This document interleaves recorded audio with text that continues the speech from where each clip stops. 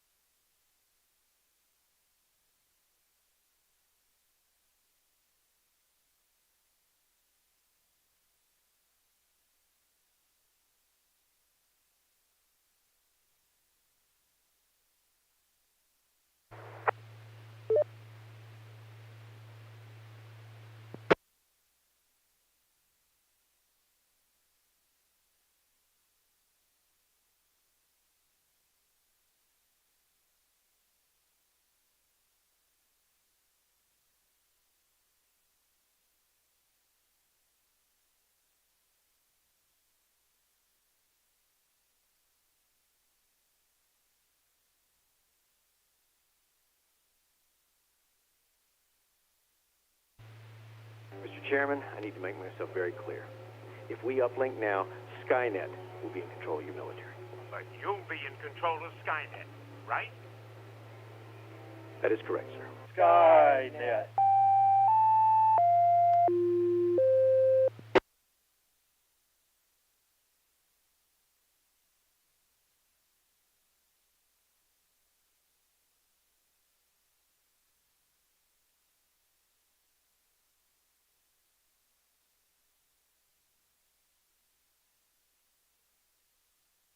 We need to use the repeater before we begin the 9 p.m.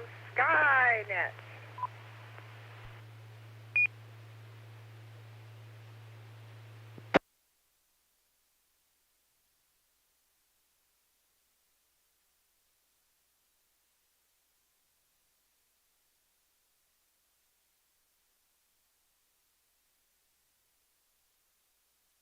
This is KF5PDS. My name is Billy, and I'll be your net control for this session of the DARC Skynet. Skynet is a weekly net called Saturday night at 9 p.m. concerning the subject of astronomy. Our purpose is to help amateurs become more familiar with the nighttime and daytime sky, astronomy, and space in general. This net is open to all amateurs interested in this topic. We encourage your participation, comments, and suggestions for this net. Stations with priority or emergency traffic may enter the net at any time by using the pro sign, break, and your call sign. Is there any emergency or priority traffic?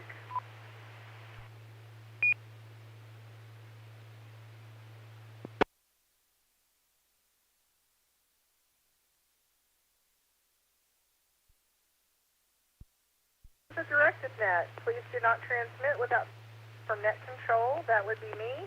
And stations are reminded to ID at the end of your transmissions. This weekly net operates on 146.880 megahertz with a PL tone of 110.9. Check-ins via Echolink are also possible using the W5FC-R station ID or Echolink node 37247.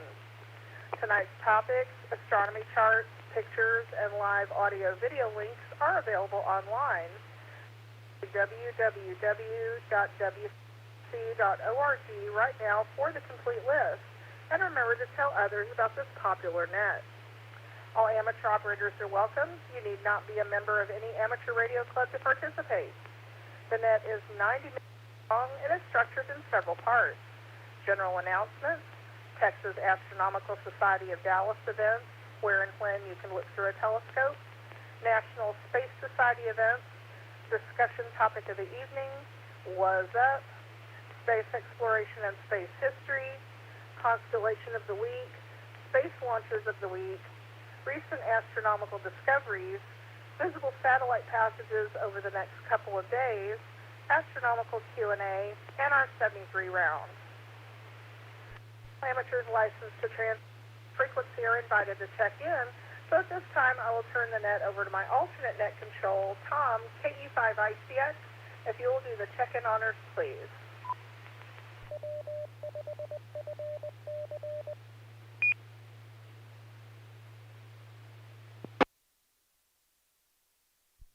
All right, thank you, Miss Billy. First off, I'm going to ask if I can get a signal check. Do I sound clean into the repeater? Anyone?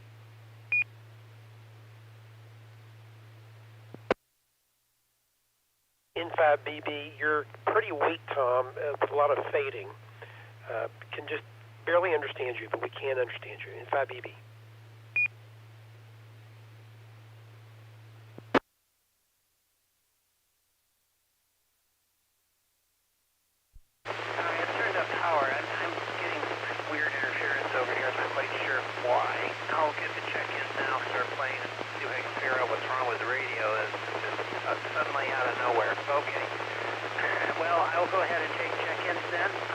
First off, we'll take low power short time check-in. If you are one of those, please come now with your call sign name. Let me know if your location and if you're low power short time. Please come in.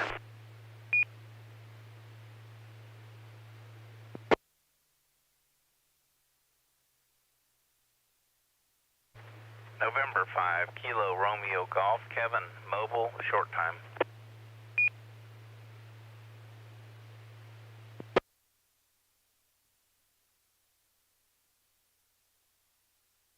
Kilo Foxtrot 5, Lima, Huey, Richardson, low power.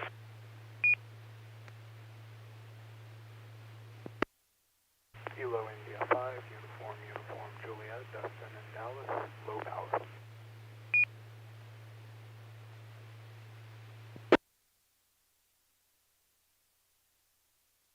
Kilo India 5, Gulf Romeo Hotel, Melissa, Third City. Short time.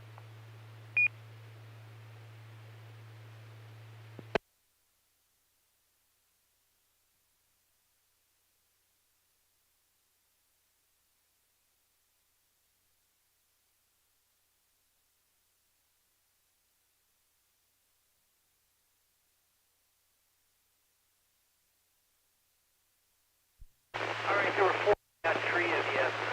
This may be my radio that's causing the problem. I've got F5KRG, Kevin, mobile short time, KF5PLL, Huey, and Richardson low power, KI5GRH, this is Melissa. She says, Third City, I think you're just checking in. I've got you checked in. Anyone else low power short time?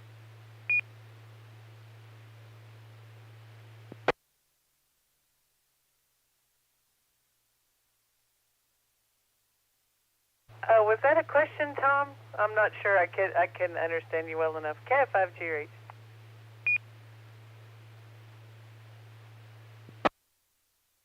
Negative, I was just asking if this low power short time check-in, and I heard you, but I couldn't tell. I'm having some radio problems here. I'm just going to figure out what it is. Came on unexpectedly, but I got you checked in. Anyone else low power short time, please come out. This is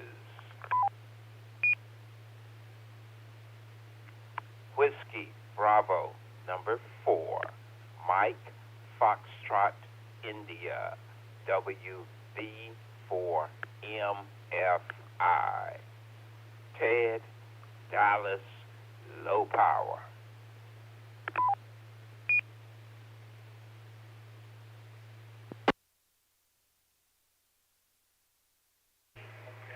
Kilo, Golf, 5, Uniform, Foxtrot, Romeo, Jacob, Farmers Branch, short time.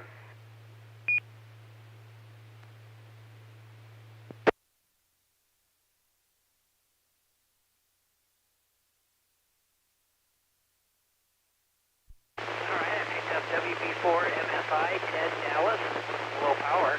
KG5 UFR, that's Jacob, Farmers Branch, short time.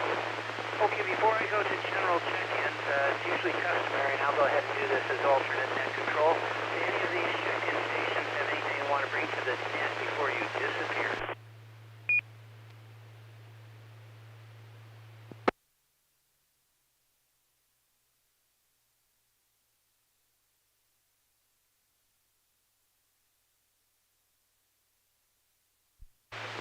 Somebody's telling me there could be repeater sensitivity issues. Let's check that a little bit. I wondered.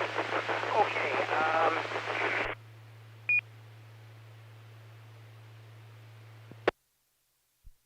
going to have to drop in and out. I've just some sinus issues tonight that are also causing QRM. All right, let's go ahead and go to general check-in. There, you are one of those. Please come now with your call sign, your name, where you're transmitting from. November 5, Bravo, Bravo, Bill in Irving.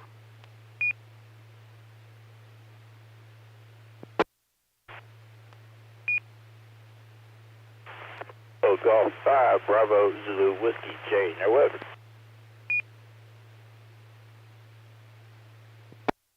This is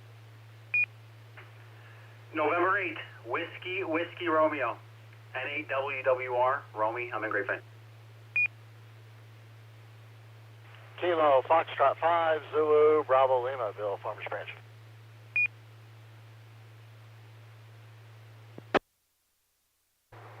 November Tango 5, Tango Mike, Tony, in Dallas.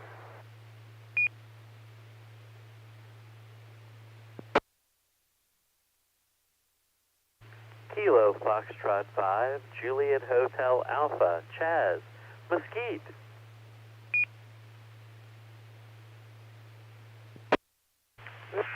Kilo, India 5, Max in Royce City.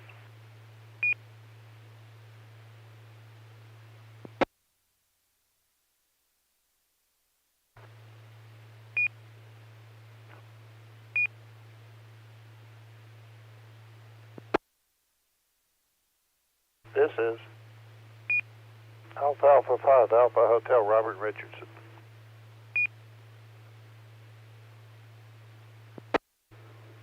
This is Kilo, Golf 5, Whiskey, Victor Lima, James in Carrollton.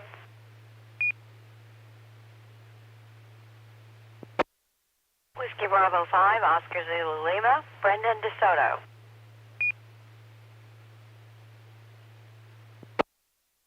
This is Kilo, Golf 5, Alpha Papa Lima, Patrick in Dallas.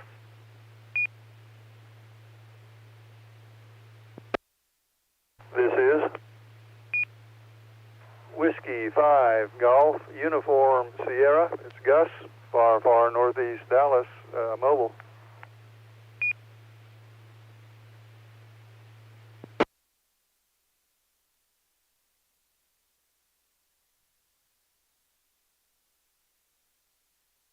All right, let me stop there and get those checked in. There's a couple of stations I did not hear, and one I'll need to fill. So if you don't hear your call on this round, I'll take you on the next one. I got WB4, MF. Oh, wait a minute. I got KG5U, that's Jacob, Farmers Branch, short time. Oh, I don't know if I guess I did get you. Sorry. We get to the beginning of this round. N5BB, Bill in Irving. KG5BZWJ near Weatherford. N8WWR, that's Romy in Grapevine. KF5ZBL, Bill in Farmers Branch. NT5TM, Tony in Dallas. KF5JJ, Chaz in Mesquite. The next station I've got, I think, is Max in Royce City. I got Kilo India 5, and that's it. And that's turning up really loud because I've got a lot of noise on this end. So, Max, go ahead and give me your call twice, please. This is Max, Kilo, India 5, Sierra, Zulu, Bravo, Royce City.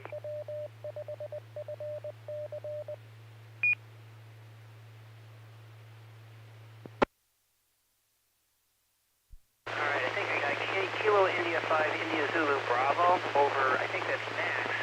Still wasn't sure on the name. Royce City I did get, so I've got you checked in. KA5AH, Robert in Richardson. KG5 Whiskey Victor Lima, James in Carrollton. WB5 OZL, Brendan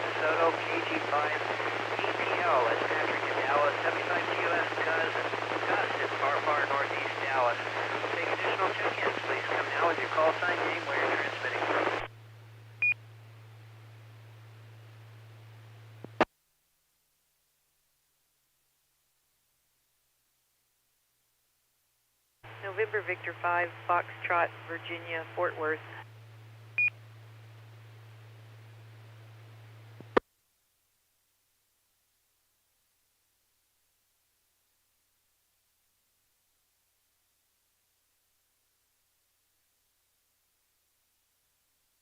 All right, picked up another, one more station in the 5F. That's Virginia, Fort Worth. Welcome. All right, anyone else who'd like to check in before I hand it back to net control, please come now.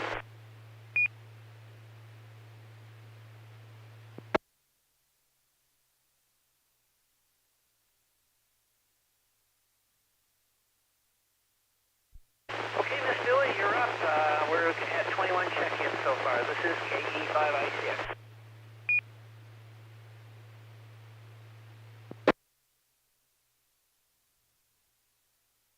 Tom, did you say 21 or 25? Please come back with the number again. Thanks.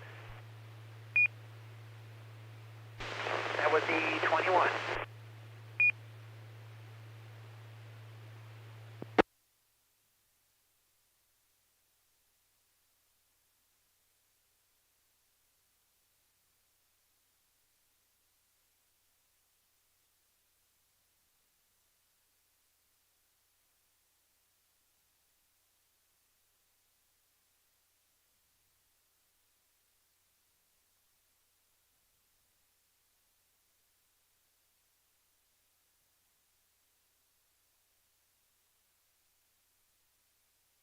Thank you. Copy 21, and I saw it in the chat. Thank you so much. Let's go ahead and general announcements. So do we have any general announcements for this evening's net? These can be ham, astronomical, space, or of general interest to licensed hams. If you have an announcement for this evening's net, please come now with your call sign.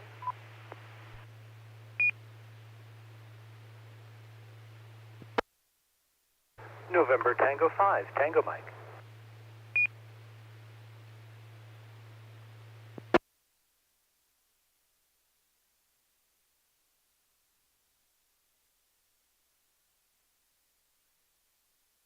Yeah, Tony, good evening. What announcements do you have for us this evening?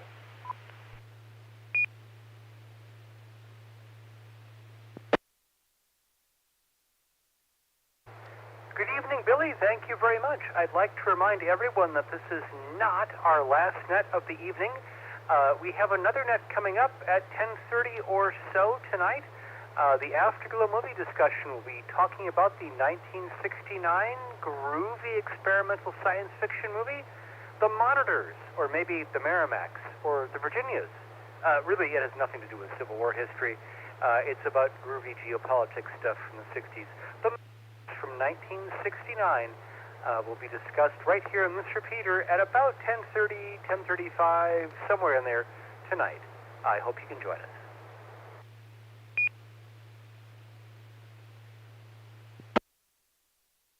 Also, please don't forget that this is the fourth Sunday, so there's no meeting on the air and no races training net. We get a night off, I guess. But this Monday is time for GeekNet. Anything you like geeking out about, being a ham radio volunteer examiner, butterflies, gardening, stamp collecting, whatever. If you think it's geeky, it is worthy of attention on our net, and we especially welcome just odd news stories and, news of the weird especially. So, GeekNet Monday, 7 p.m., Afterglow movie discussion tonight at about 10:30. You're welcome to participate in both. NT5TM. Thank you.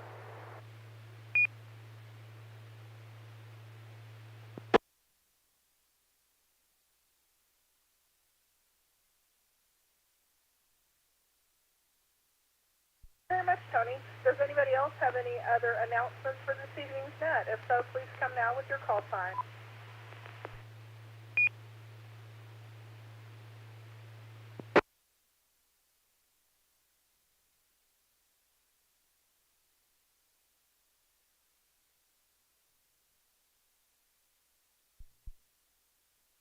Not hearing any other call signs, so I'll go ahead with a few announcements of my own. The AMSAT Radio Amateur Satellite Group has 2 nets available to residents on Tuesday evenings at 8 p.m. Central Time. You'll need Echolink installed and you registered. You can also find the net under Groups and AMSAT.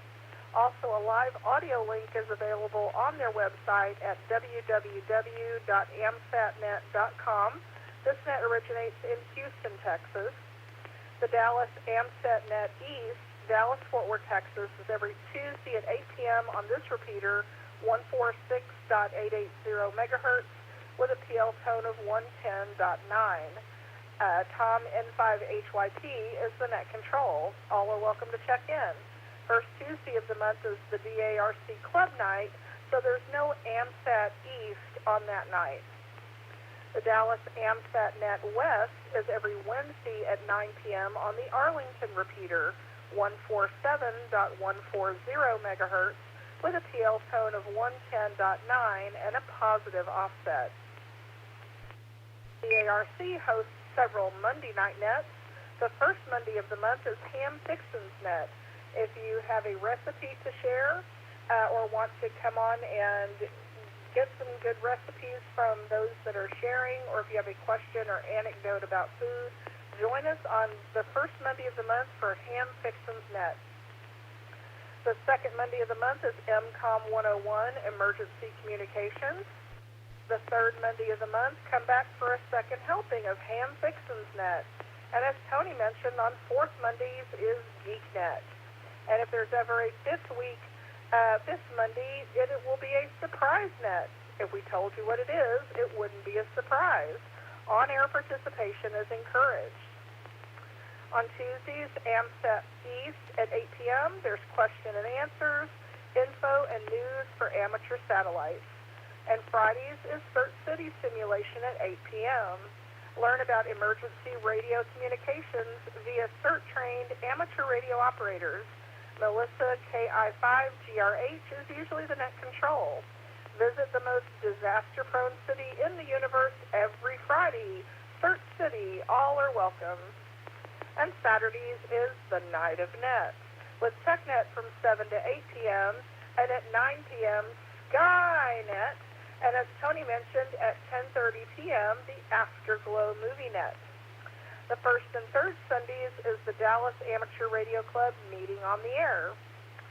And daily is the ARRL Net National Traffic System Training Net every night at 6:30 p.m. Central Time. All are welcome to check in on any or all of these nets. And as Tony mentioned, following Skynet on Saturday night at 10:30 is the Afterglow Movie Net.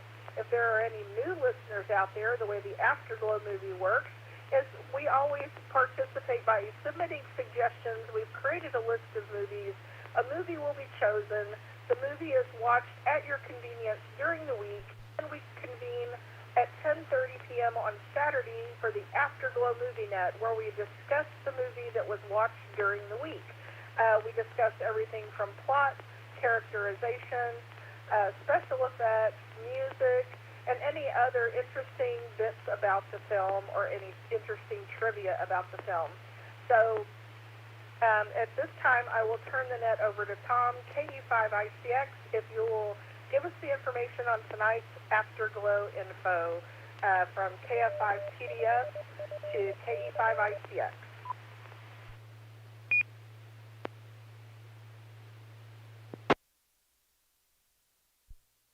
Very good. Well, thank you, Ms. Joy. This is KE5ICX. Here's my highly accurate info on tonight's Afterglow movie.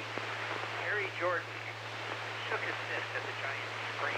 He knew he shouldn't have paid more. He should have paid more attention to the Laurel and Hardy short's big business. It was obviously a message to Earth of what to expect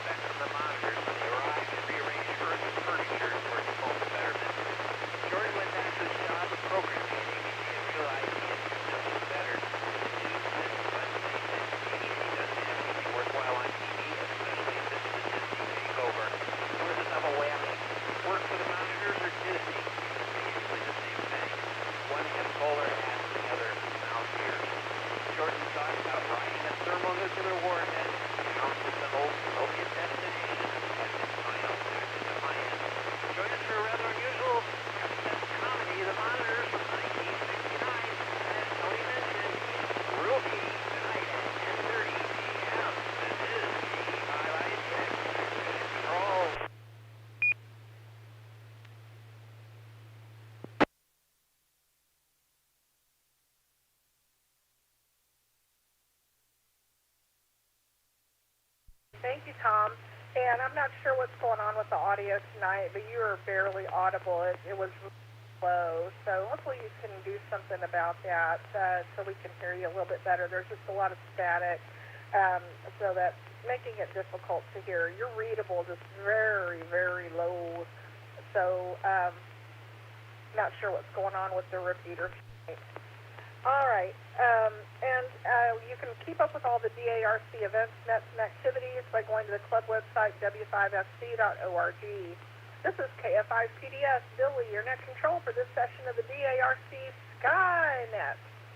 All right, next up is Texas Astronomical Society of Dallas events, where and when you can look through a telescope. So Chaz, KF5J.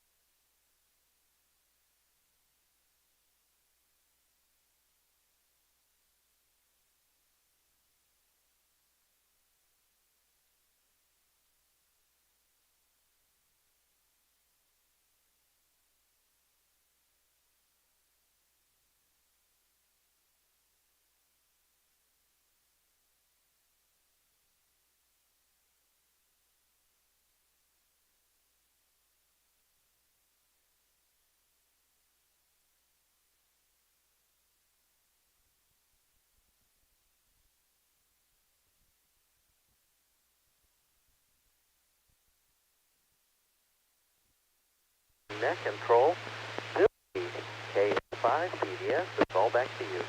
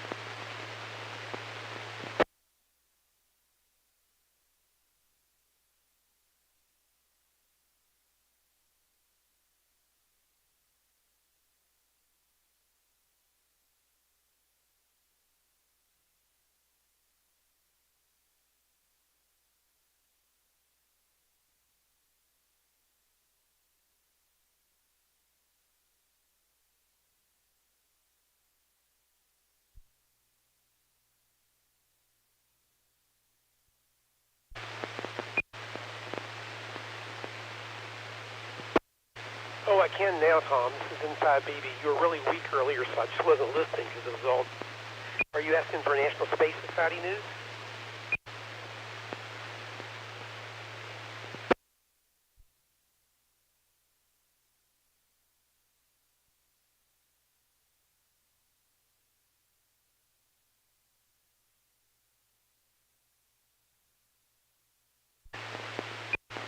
Okay, I'm sorry. I didn't think the TAS stuff was all finished. Okay, this is Inside BD. I'm the membership director of the National Space Society North Texas chapter. We meet on the second Sunday afternoon of every month in Irving at 3:30 p.m. at Spring Creek Barbecue on Highway 183 at Beltline. If you have any interest in the National Space Society, please contact me at N5BB@ARRL.net or space@byrom.net. SPACE@byrom, BYROM.net. Either address works. Of course, our last big event was the Moon Day a week ago. And our next in-person event is going to be on Saturday, excuse me,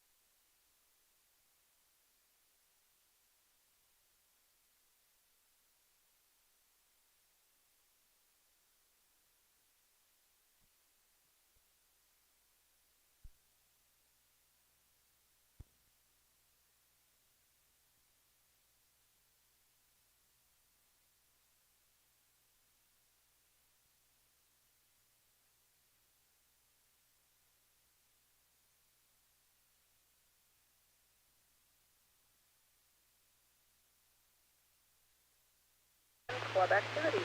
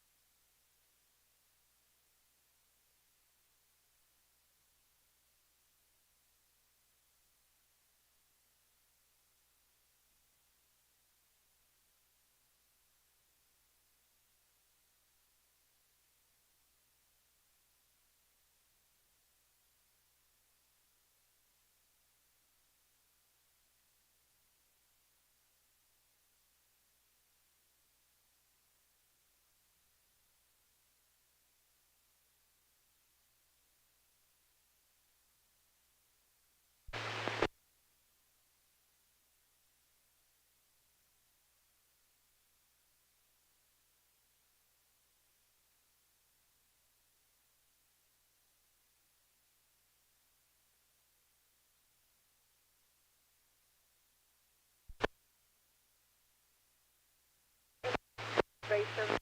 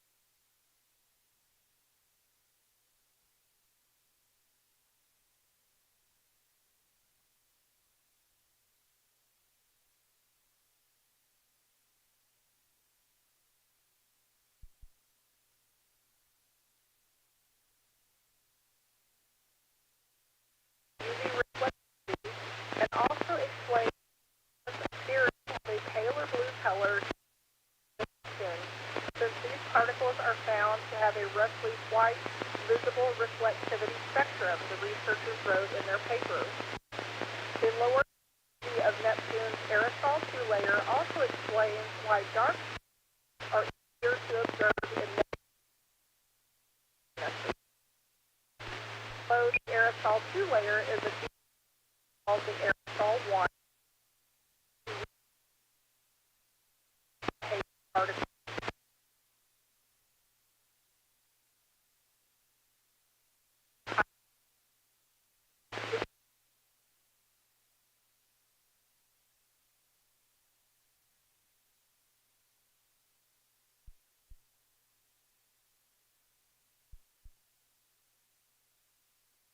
Bands observed on Neptune.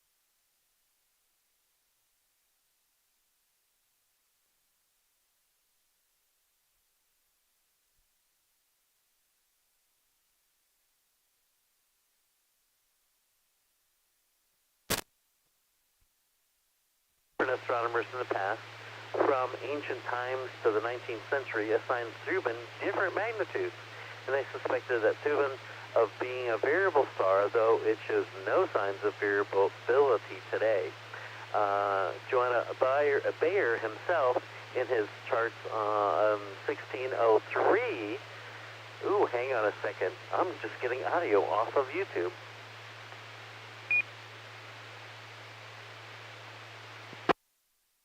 Thank you, Tom.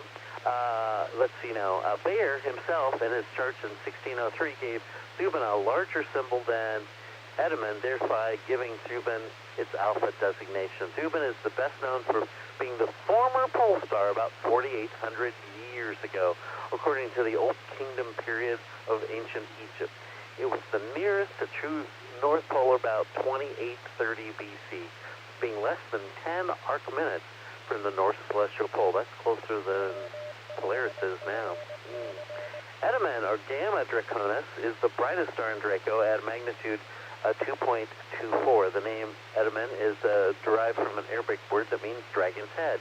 And that star appears to be a yellowish white in the telescope. It is a very easily naked eye star from a dark sky side. I can easily see it, and it's observed by the astronomy students on campus at Brookhaven. So let's see now. Slide number 16, please.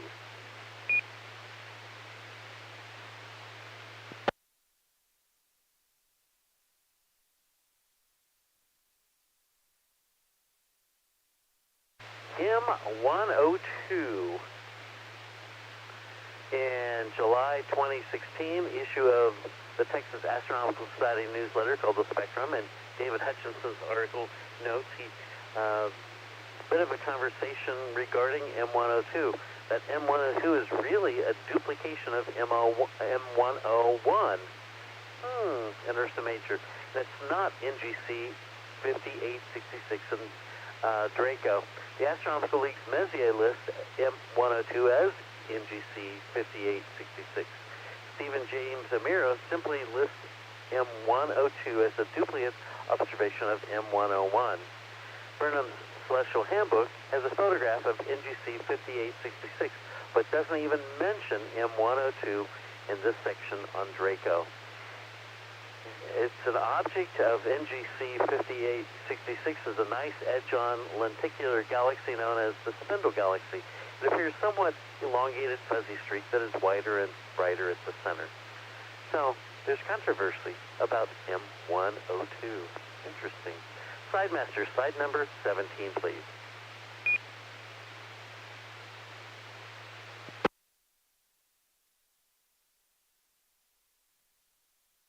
NGC 6543 is the Cat's Eye Nebula. Last night at the Astronomy Club, I met the gentleman who calls his observatory the Cat's Eye Observatory. That's Mike Planchin. The Cat's Eye Nebula was the first planetary nebula to be examined spectroscopically by the English astronomer William Higgins on August the 29th, 1864, which has revealed the planetary nebula are composed of luminous gas and were not unresolved clusters of stars as many thought them to be back then. In the telescope, the Cat's Eye appears as a greenish-gray, slightly oval planetary nebula. With averted vision, a faint outer glow seems to be apparent, and larger telescope would be needed to observe the central star. In fact, it needs to be a pretty big telescope to see that central star. Slide master, slide number 18, please.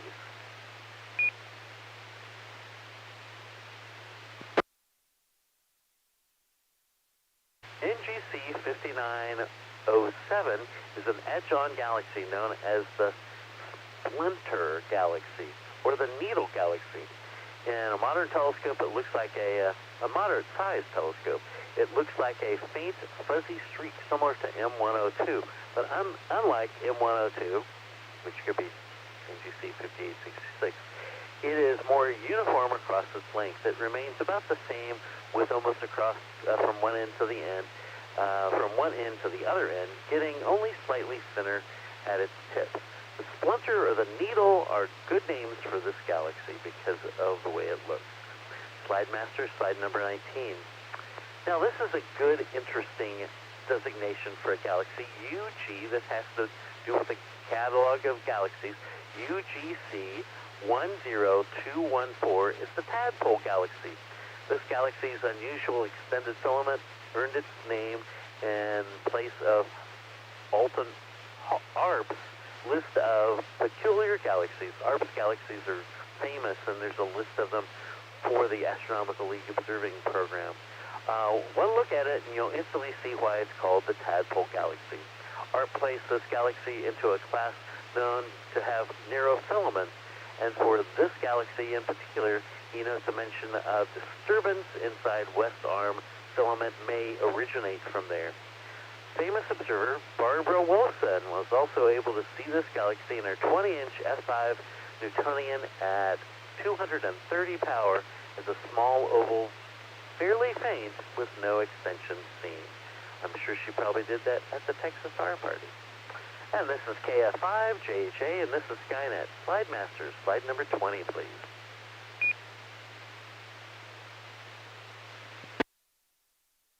There are more Astronomical League Observing Program objects in the constellation of Draco the Dragon. I've just given you a sampling of some of those objects. The Astronomical League has over 70, actually last count it was 73, different observing programs, most of which have about 100 objects. So, if you observe just 10 different objects in an observing program each month, then you can earn an observing certificate and a pin in about a year from the Astronomical League. Slide Master, slide number 21, and that is Miss Carolyn's Constellation of the Week, Draco the Dragon. I want to thank my friends Dave Hutchinson and Dennis Harwell for the research and words on the deep sky objects that I've used, borrowed, and steal for every Skynet. I also at times use the website constellation-guide.com for information as well. Now next time I'll look at Sagittarius, the Centaur. That'll be interesting. We can see that in our southern sky right now, even if you go outside and look that direction. And this is KF5 JHA sending this back to our net control, KF5 PDS. Billy, it's all yours. 73, everyone. Have a great night.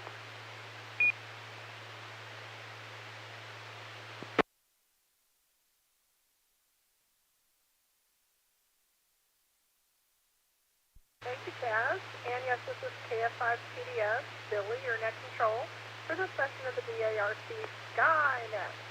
All right, next up, I would like to turn the net to Tom, KE5ICX, if you'll do a quick check-in round.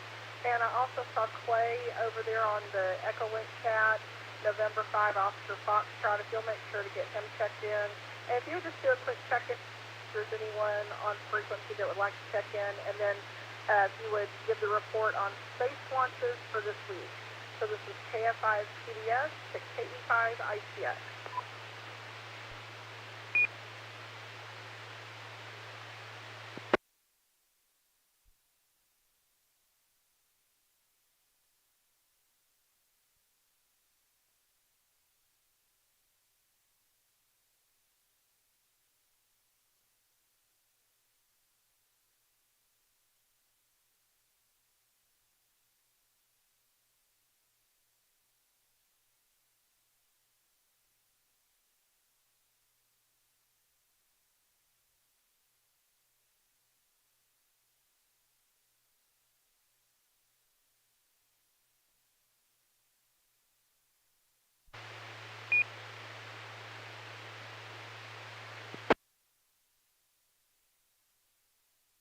Kilo Bravo 9, Sierra Oscar Kilo, Sean in Fort Worth.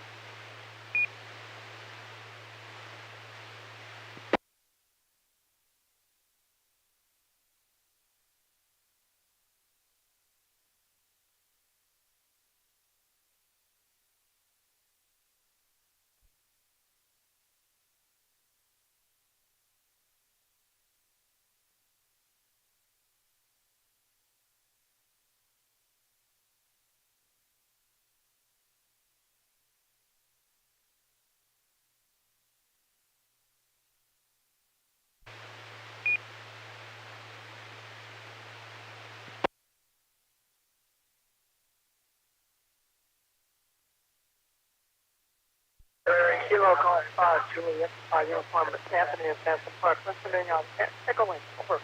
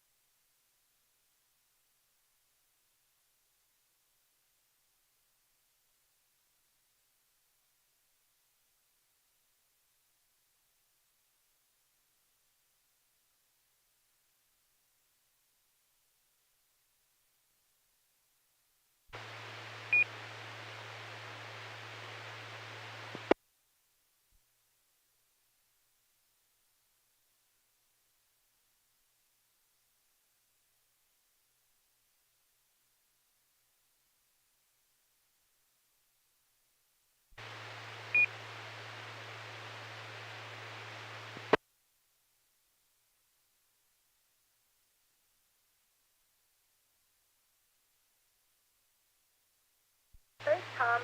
Tom, did you get over on the check-in? I think he got stepped on when he tried to check in earlier. So does that make that 28? Just confirm, please. This is KFI to KE5 ICS.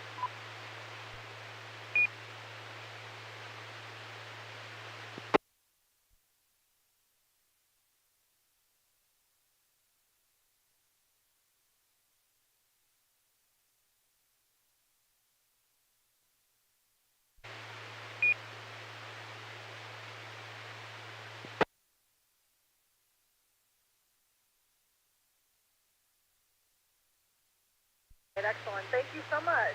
All right, next up is recent astronomical discoveries. So at this time, I will return the net to Brenda, WB5OZL. The net is yours.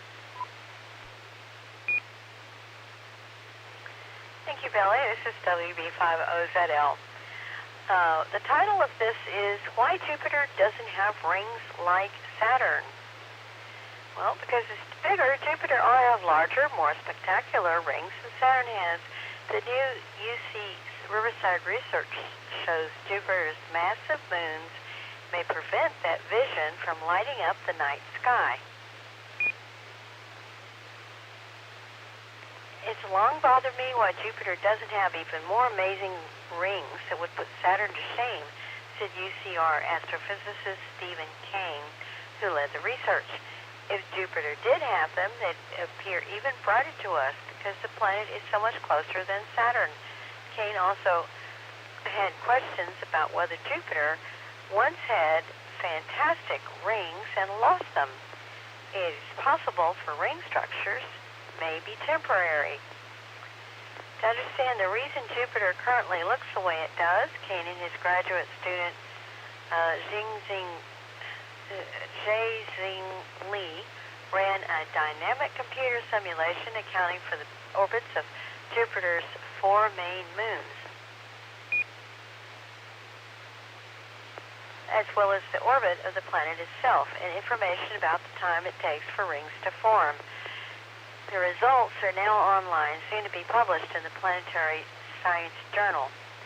Saturn's rings are largely made of ice, some of which may have come from comets, which are also largely made of ice. If moons are massive enough, their gravity can toss the ice out of a planet's orbit or change the orbit of the ice enough so that it collides with the moons.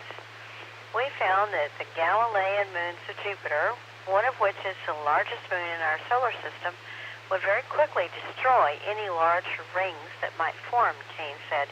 As a result, it's unlikely that Jupiter had large rings at any point in its past. Massive planets form massive moons, which prevents them from having substantial rings, Kane said. All 4 giant planets in the solar system, Saturn, Neptune, Uranus, and Jupiter, do in fact have rings. However, Neptune and Jupiter's rings are so flimsy that they're difficult to view with traditional stargazing instruments. Coincidentally, some of the recent images from the newly commissioned James Webb Space Telescope include pictures of Jupiter in which the faint rings are visible. We didn't know these ephemeral rings existed until the Voyager spacecraft went past because we couldn't see them, Kane said. Uranus has rings that aren't as large but are more substantial than Saturn's. Going forward, Kane intends to run simulations of the conditions on Uranus to see what the lifetime of that planet's rings might be. Some astronomers believe Uranus is tipped over on its side as a result of a collision the planet had with another celestial body. Its rings could be the remnants of that impact. Beyond their beauty, rings help astronomers understand the history of a planet because they offer evidence of collisions with moons or comets that may have happened in the past. The shape and size of the rings, as well as the composition of the material, offers an indication about the type of event that formed them. For astronomers, they are the blood spatter on the walls of a crime scene. When we look at the rings of giant planets as evidence something catastrophic happened that put the material there, Kane said. Okay, that's it. This is from ScienceDaily.com. Back to net, WB5OZL.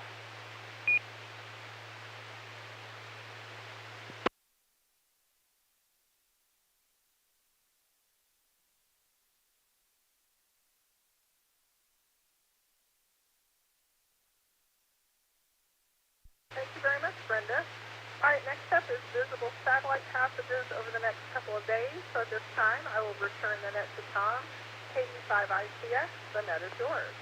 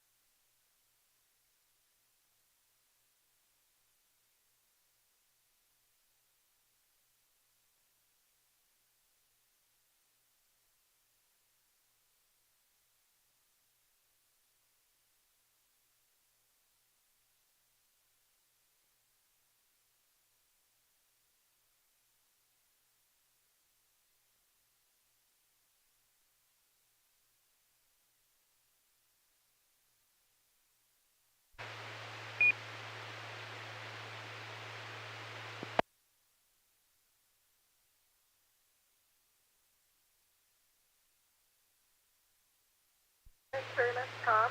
We still have a little bit of time, so let's move to astronomical Q&A. If there's anyone that has any questions, please come now with your call sign. Kilo India 5, Sierra Zulu Bravo, comment.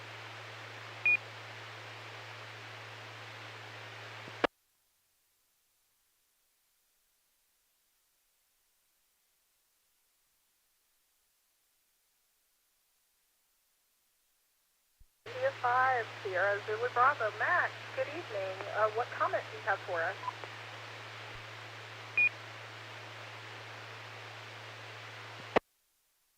Hi, Billy. Great job running the net tonight. Actually, three things.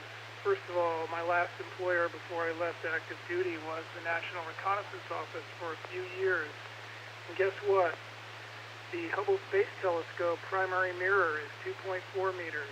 The mirror donated by my former employer is also 2.4 meters. Hubble's mirror was f24, whereas the donated mirror is f7.9, and it works in the infrared.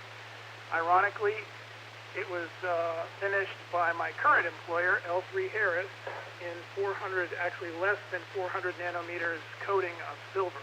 Beautiful mirror. Secondly, don't joke about those Starlinks. Every time one of those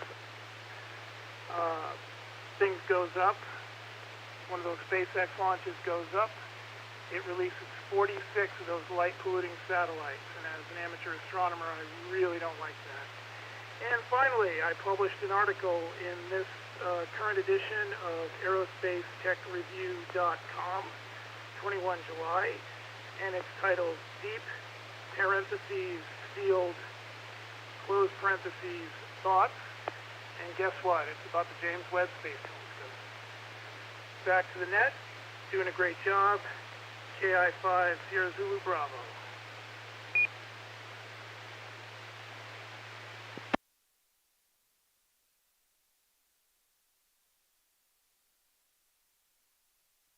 Thanks so much, Max. I really love running the net for Skynet.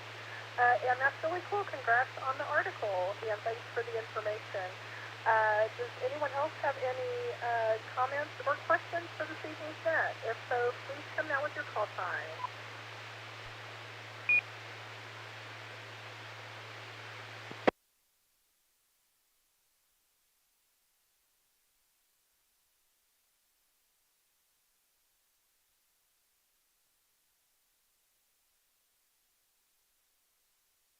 Hearing any other questions, so we'll move on to our 73 round. Are there any checked-in stations with other remarks or questions? Does anyone need any fills?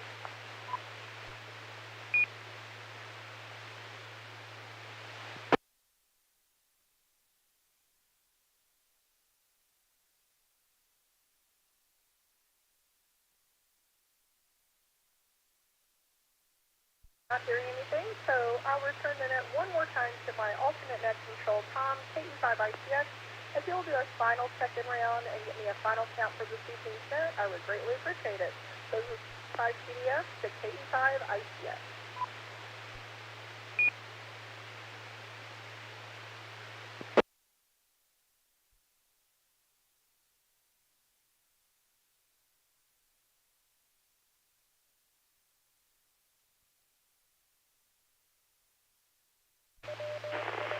Whiskey 5, bacon, lettuce, tomato, W5BLT, Bill, Garland.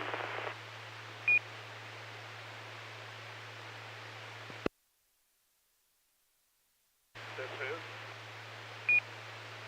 Alpha Charlie 5, Delta Luna, Dave, Louisville.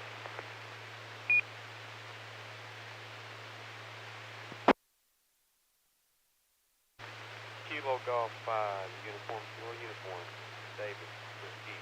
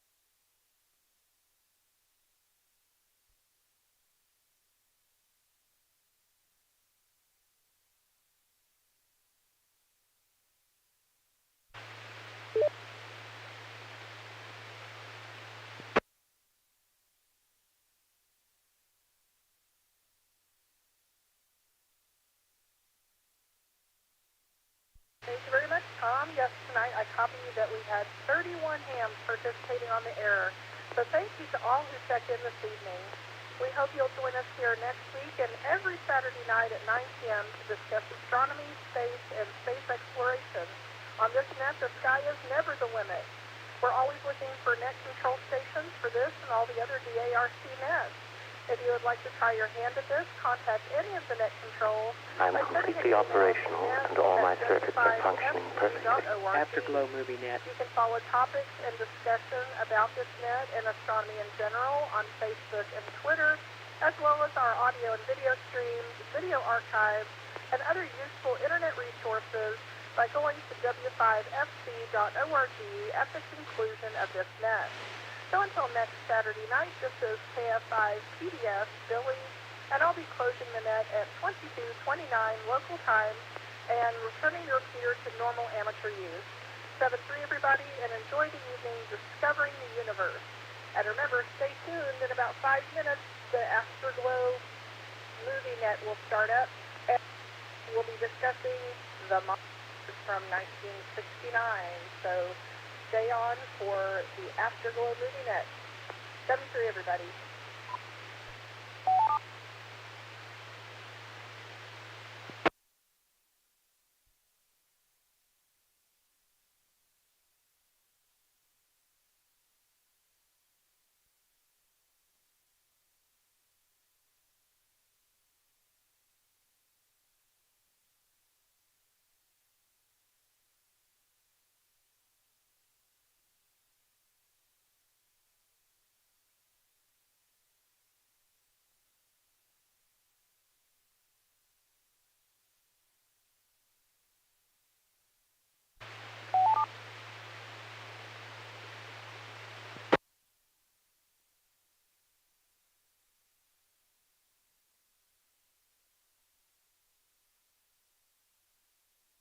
KE5ICX, this is KF5JHA.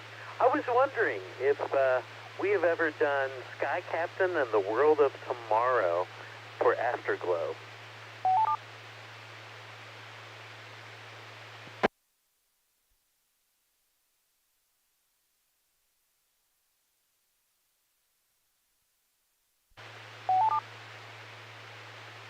Oh man, I missed it. Okay.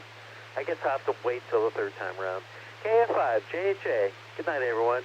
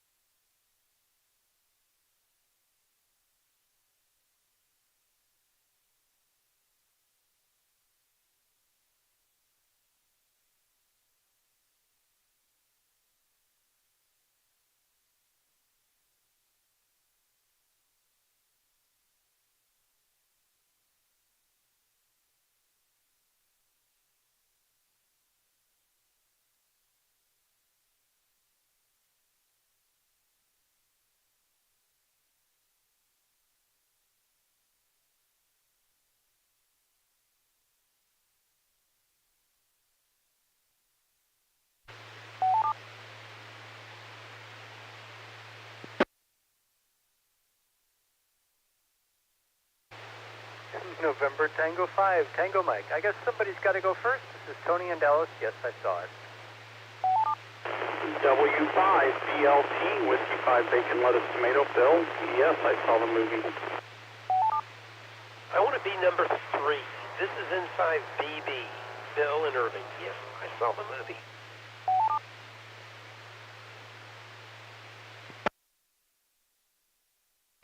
Kilo 5, Alpha November Echo, Kane and Richardson, and yes, I saw the movie.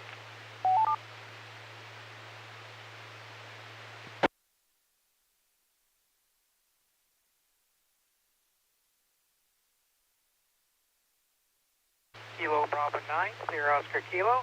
Sean in Fort Worth. Yes, I've seen this movie.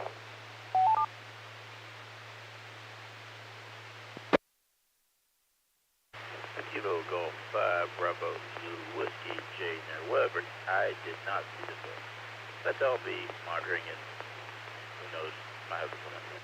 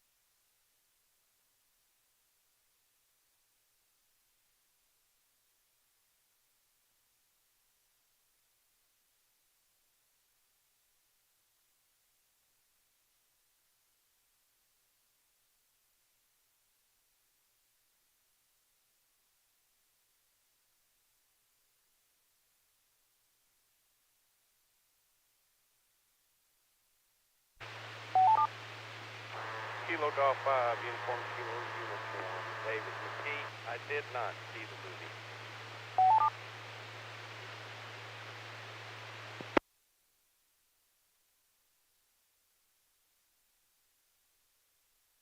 T5, Echo Bravo Bravo. David near Paradise, Texas. Yes, I saw the movie. November Victor 5, Fox, Virginia. I saw the movie.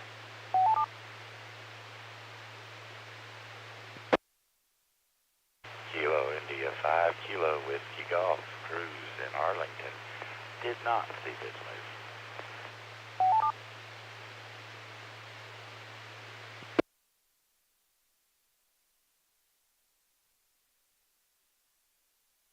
Foxtrot 5, Papa Delta Sierra, Billy and Sherman. Yes, I saw the film.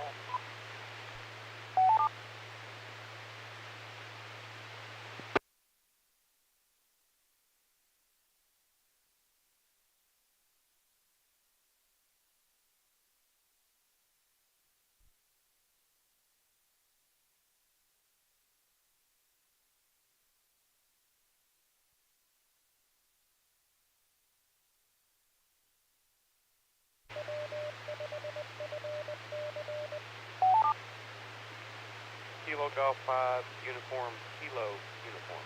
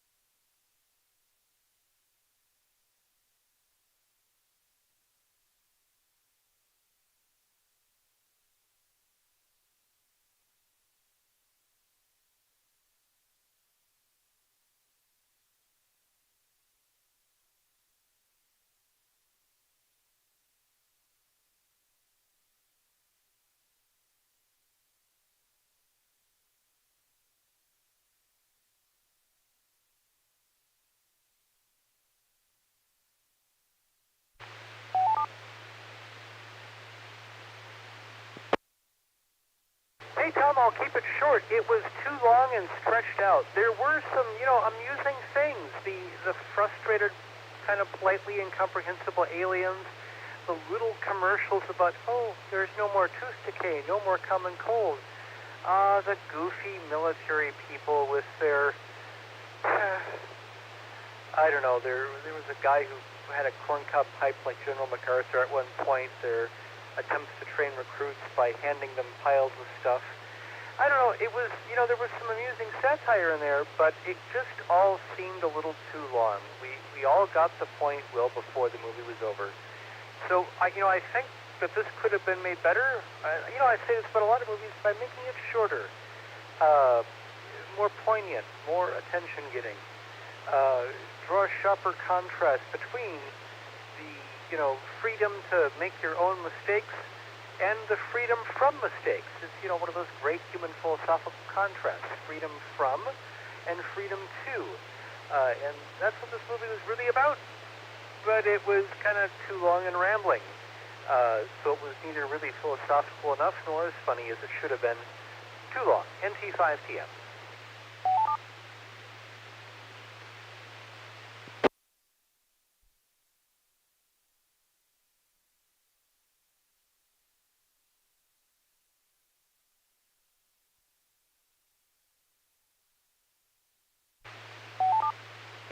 Oh, thank you, Tom. I'll keep it short. Usually I read the wiki article before I watch the movie, but I thought being from the year 1969, I didn't need to do that, and now I wish I had. It made me want to go back and watch Battlefield Earth, and I never thought I'd say that. I was confused, actually, with the movie, and maybe because some of the visuals and stuff, as a blind guy, I obviously wasn't going to get. So keep my comments short, and I'll listen for everybody else's W5BLT.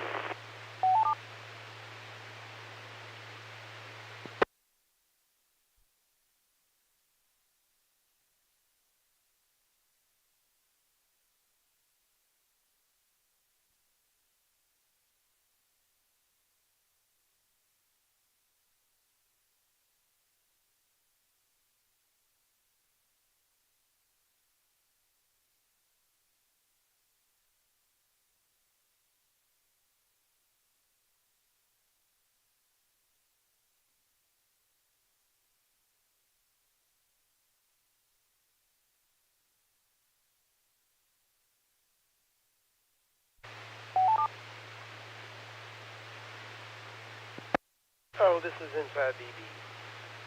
Well, surprisingly, I'd never seen this before.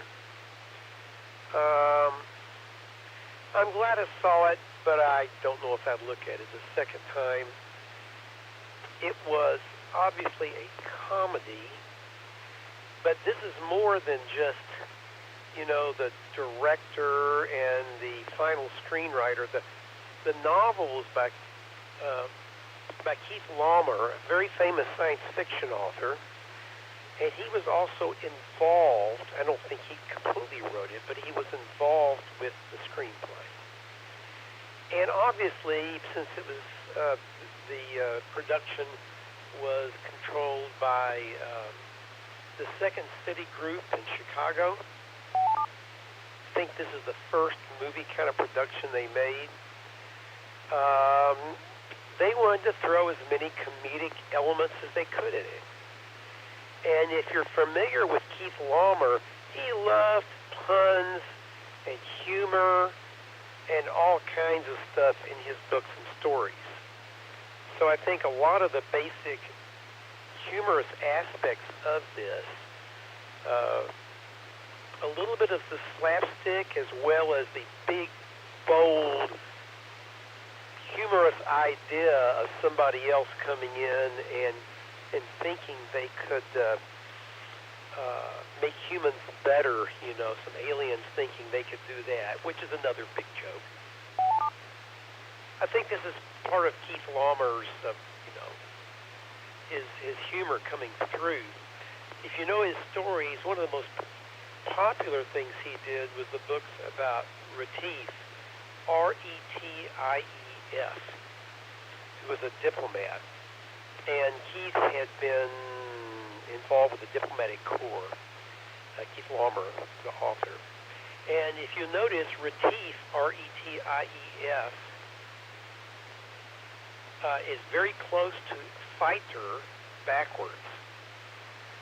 So Retief is a diplomat. He's an anti-fighter. But anyway, this story has nothing to do with Retief, but that was just some of the comic stuff that Keith Laumer was very well known for.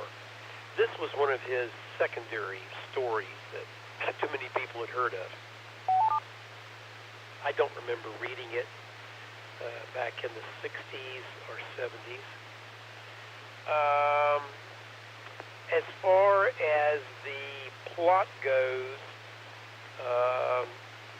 again, this is a comedy, so you can't be too critical about certain things. It's designed to be kind of a slapstick comedy. It's designed to have all of these characters, these stand-in characters that come in, like Everett Dirksen, Senator Everett Dirksen. I'm old enough to remember him. And, various other people with some little short kind of one-liners. That's the kind of movie it was, kind of like like a lot of the other movies back from that time that were designed to be comedic. So that didn't bother me once you understood the kind of movie it was, kind of like Airplane or something of that nature. It was kind of long, but they had to get all of their characters in, all the people they wanted to be talking about it. Odessa, the famous singer, sang these songs. So a very famous singer sung these things, Odessa, and it was music from the late 60s. What can I say? Yeah, was it a little corny? Sure. It could have been worse, though.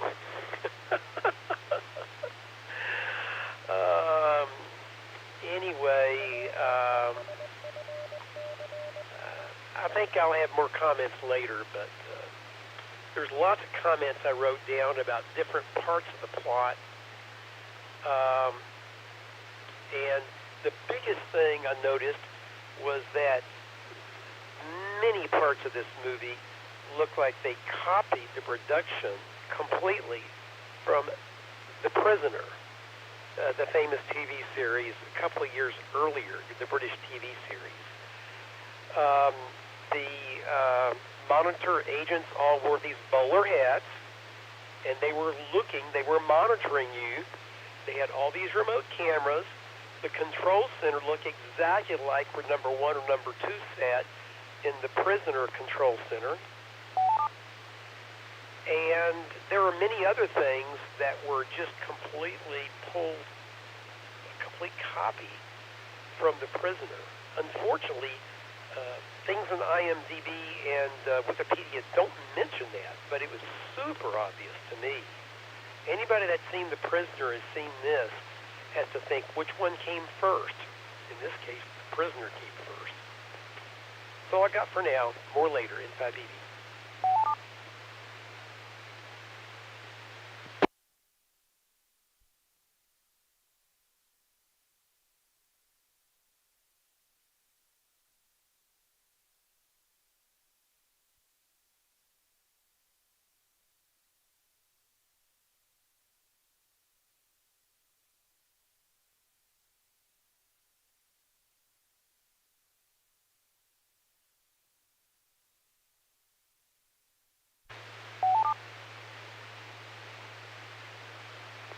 My brief answer on the plot is too many jokes and too much time.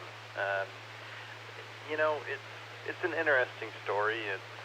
I say this a lot, especially with some of these older films. It's one we've seen many times before. It's always hard to judge an older film, whether or not they're really the first time kind of having the story, an idea, but for sure, I mean, the basic idea of like, oh man, all these idiots and we're all just blowing ourselves up, and like, man, if only we had somebody out there that would just make our decisions for us, this would be a lot easier. But in the end, that's kind of the whole point, right? Is we make our own decisions. And, you know, they're trying to have this comedy about that, but I don't know. Maybe it's just me, but a lot of the jokes kind of ended up feeling rather repetitive, and it definitely fell flat. And I mean, come on now, that whole scene of them, the food fight scene, that's absolutely ridiculous. Like, come on now. They definitely lost me at that point. And, you know, I'm the kind of person that could definitely hold on to some movie with a lot of strange scenes and weird stuff going on. But, man, at that point where they had that food fight scene, that was the most ridiculous part of the whole movie to me. And just, it wasn't even funny at that point. I just completely lost interest in it at that point. And I don't know, like, up until then, some funny jokes and things like that for a, you know, almost 1970s movie, which I gotta say, this kind of goes into a little bit later, but from a style perspective, it definitely kind of feels like a 1970s movie, despite, I guess, coming out in the late 60s. But yeah, one second. Ultimately, though, I definitely have to agree with earlier comments that it's way too long of a movie for this. And, you know, they talk about, you know, these are aliens, but in the end, it seemed really strange. And even for, like, you know, comedy movies about aliens, they didn't really seem like aliens. It was really weird. So the entire existence of the monitors was just rather strange. And like they had this whole indoctrination program, right, to become a monitor, and yet, well, actually the monitors aren't really, like, are they aliens? Are they not aliens? Can you become a monitor even though you are human? Like, it just doesn't make a lot of sense to me. And was really not very well explained. So once again, just further confusion and losing the point on actually trying to tell a story instead of just having a lot of weird little jokes about the idea of, you know, self-determination.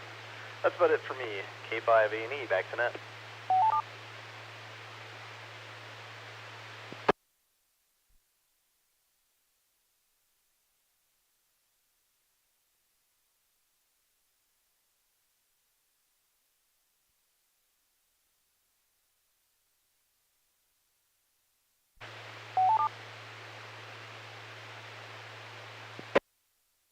Yeah, this is KB9SOK.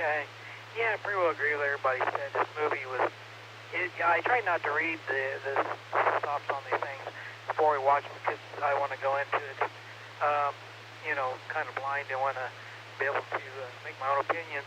But, you know, as the movie went on, I was trying to figure out exactly what they were really trying to accomplish. The movie seemed like it was trying to do way too many things. You know, initially it was supposed to be, seemed like a sci-fi, but yet they seem to be very focused on, you know, almost, you know, preaching us that, you know, obviously all we are very warrior-like and we need to, you know, quit constantly fighting with each other. And I thought, well, okay, maybe that was the focus of this. And then it was very obvious as it went on that this was supposed to be a comedy, which now after hearing about who made it, it makes perfect sense.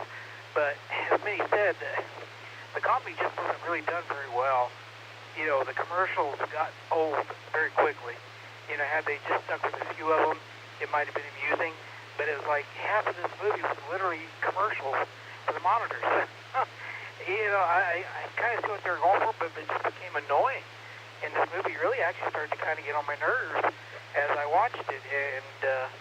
And yeah, it just wasn't particularly that well written as a comedy. Like Carabelle said, there might be one or two things there that were kind of somewhat humorous, but it's just like, yeah, this movie tried to do a little bit of everything. You know, it's supposed to be, you know, action film, sci-fi film, comedy, you know, political film. You know, it's like they just kept trying to put everything into it, just kept stretching it out, and in the end, it just kind of failed on all fronts. And yeah, it got kind of tough to watch as it went on, for sure. So yeah, it's just a very strange film.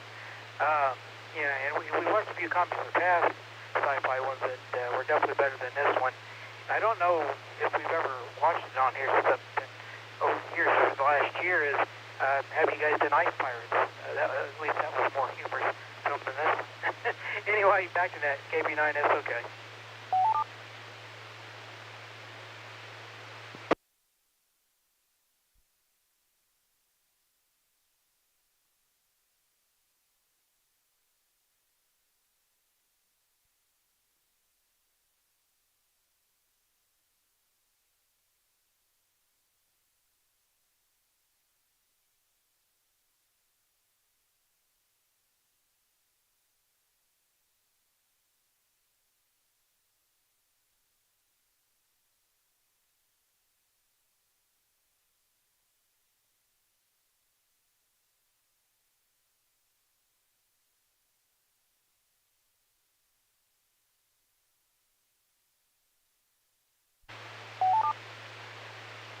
WB5OZL. Oh, what plot.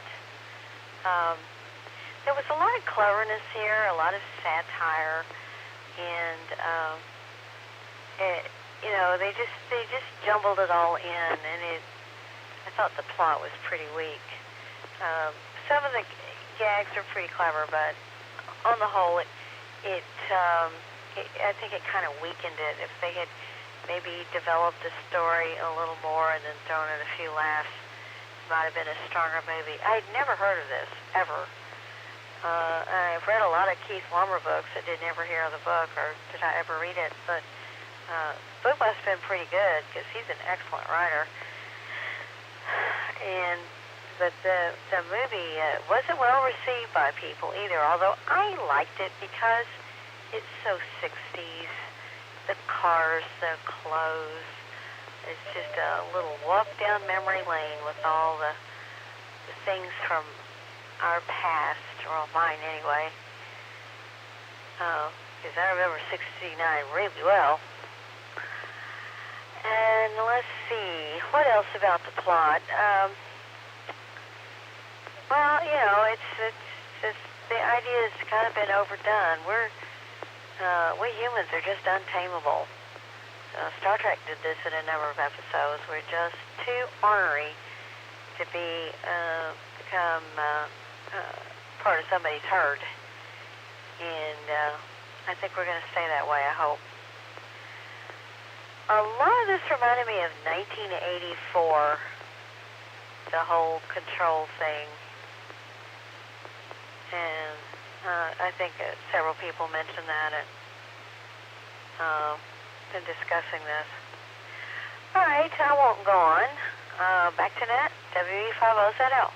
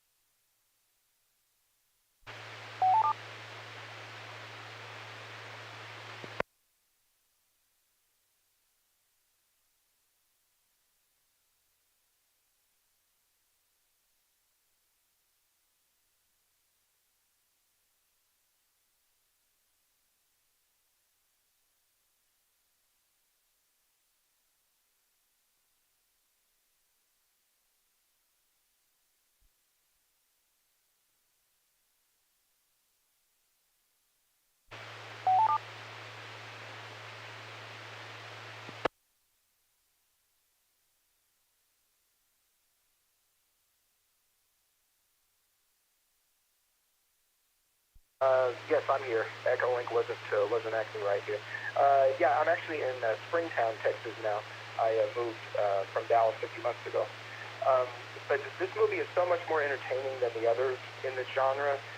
The iguanas, the Komodo dragons. I had never heard of this movie either, and it was interesting. It varies between inane slapstick and the astute and profound. it's sort of bipolar in that manner. You couldn't really decide what tone it wanted to have. You know, one moment it's My Dinner with Andre, and the next moment it's a mad, mad, mad, mad, mad world. But maybe that was kind of implicitly the underlying theme, that it's hard to establish a stable society when you have the controllers dictating what you should be seeing, doing, and believing. And I too saw the parallels with Prisoner or Dark City, you know, changing things around for the sake of change, often causing strife and vexation, to see what effect it has on you, or for conditioning, or purely for the controller's entertainment. The population is kept constantly unbalanced, uncertain, and perpetually stressed out, but compliant. Another theme of the movie is the distinction between right and wrong and us and them. And it's more of the group you belong to that dictates the morals and ethics you adhere to. And there doesn't need to be logic or rationale to it. You just are compelled to follow whatever comes from the top down by your group leaders. And you're either with us, compliant with the monitors, or you're against us, which makes you them. Whether you're right or wrong in your beliefs is irrelevant. I think this movie was sort of a stealthy attempt at relevant political and social commentary, and if you pay attention, the substance is there, but it's heavily veiled by hit-and-miss improvisational comedy, mostly myths. W5EBB.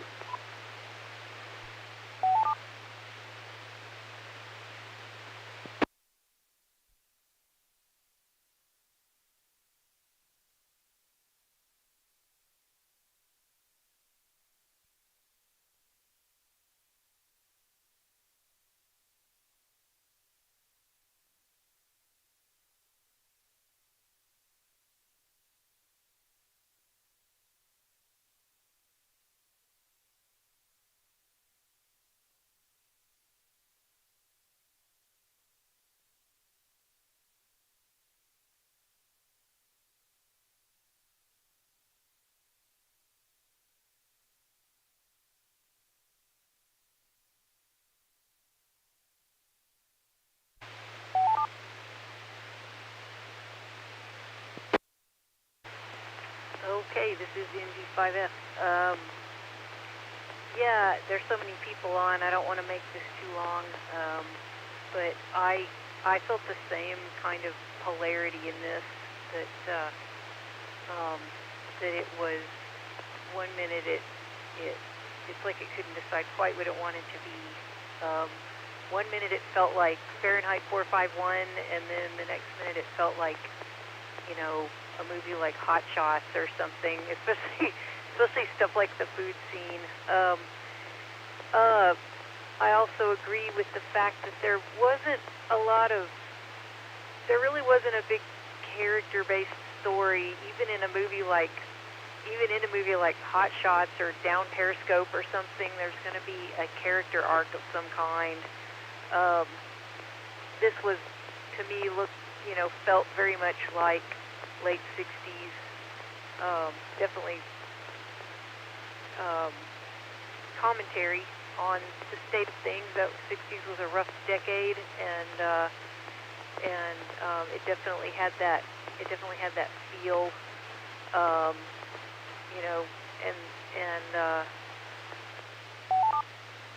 there were moments when it seemed very almost crisp and serious, and then other moments where it was just completely wacky, over the top. And I always love movies and TV shows, whether they're serious or not. I always love the ones where they have, the bad guys have like a TV screen that can show them anything. Like they always have cameras everywhere, and they're always pointed at exactly the right angle to see exactly what they need to see. I love that kind of stuff. One of my favorite examples is the show Knight Rider, where whenever they needed it, Kit always seemed to have there always seemed to be a way for him to see exactly what the viewers needed to see. I always liked that kind of stuff. And it works in this as comedy, but, and there were a couple funny moments that I really laughed at, and then there were moments where if I came in on the middle of this, it would have been hard to figure out whether it was serious or not. So, because it definitely had that artsy tone, of things that I remember seeing in film school and stuff like that. So those are my few little remarks. I'm sure there's something that I thought of that I will wish I had said, but we got a big group tonight, so I'm just going to turn it back over to Ned. This is Indy by the...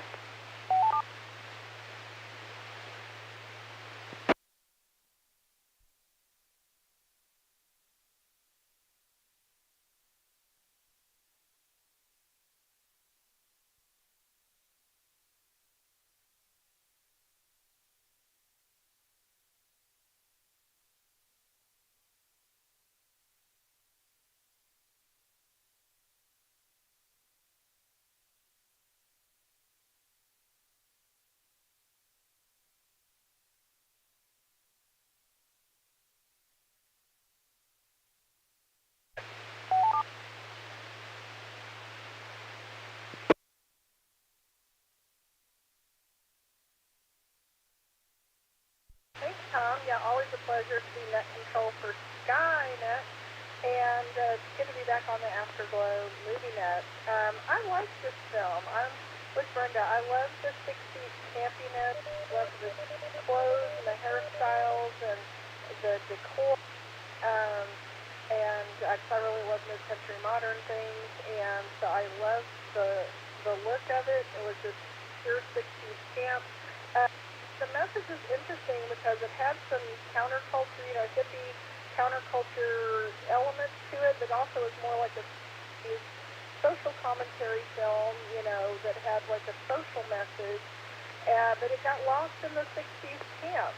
And to me it seemed like, with Second City, that sketch comedy, it was like they were putting together a bunch of sketches and trying to make a feature-length film, almost like, they wrote it in different teams and then just, put together, just concatenated all these different little films to try to make one big film out of it. So, and then of course, I agree with what others said, that if they had done some judicious editing, and, use things with, quality versus quantity, that it could have been a more finely tuned and focused film.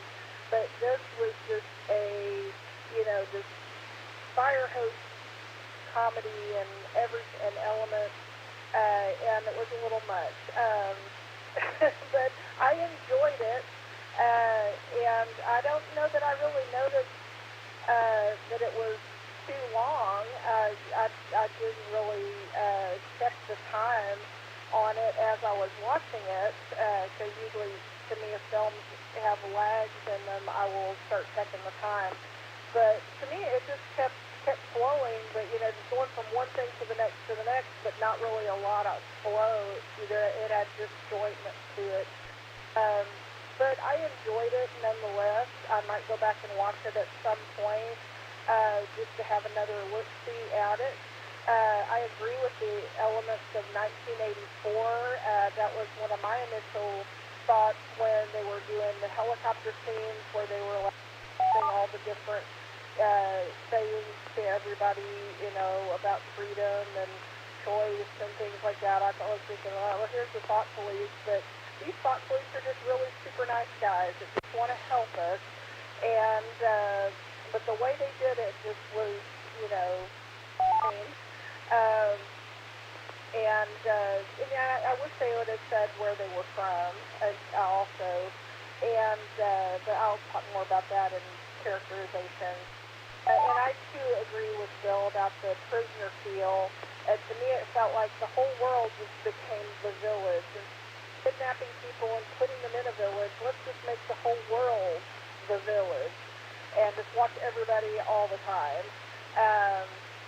So short of numbering people and having the big white bouncing ball, it pretty much had very much a prisoner. Also a Dr. Strangelove kind of feel. I felt like that when looking at Gederac, their leader. To me, it had a very strange kind of satirical feel to it, but with no editing. So it was fun. I liked it. I think if it had been edited down, it would have and made some just quality choices. It could have been better, but I like it for what it is. It's good, fun, mind candy. So I found it entertaining. So with that, I'll return it to you, Tom. This is KF5 PDS, back to net.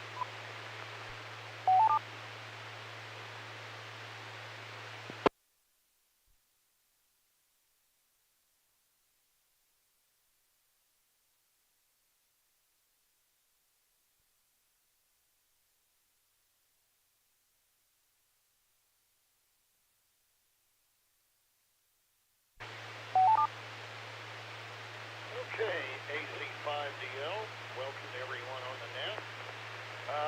Boy, this was a confusing one for me. At points in the movie, the monitors came out with a pacifying gas and sprayed it on people, and I almost think that would have helped me watching this one. The plot to me was a little bit jumpy and confused in areas. At times, I almost thought it was being edited by Federico Fellini. I mean, like some of the other folks have said, they have mentioned elements of Doctor Strangelove and 1984, and for me, I also thought I saw some elements of F-Troop and The Prisoner in there as well. So, I tell you, it was entertaining, though. I got a chance to share some good jokes with Tom and Brenda along the way, and Billy as well. Well, I guess that's about all I got on the plot on this one for right now. Anyhow, AC5DL, back to next.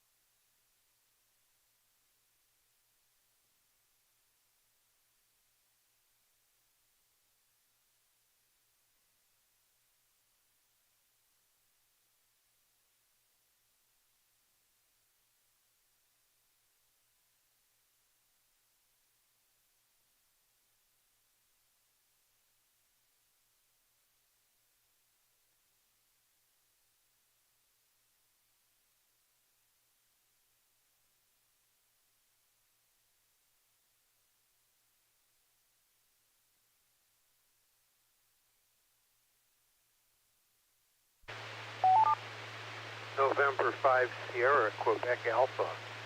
Ron. No.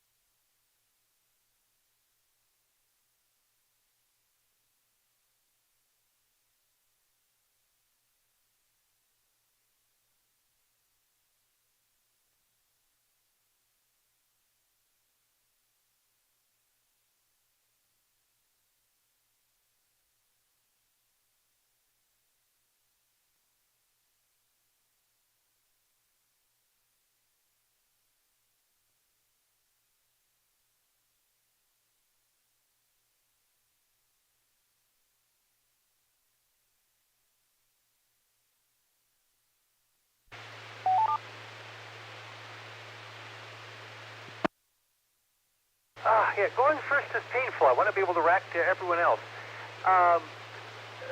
Really, the only character I liked was Guy Stockwell, whatever his name was. Everyone else was just kind of a foil for him in some way for him to react to.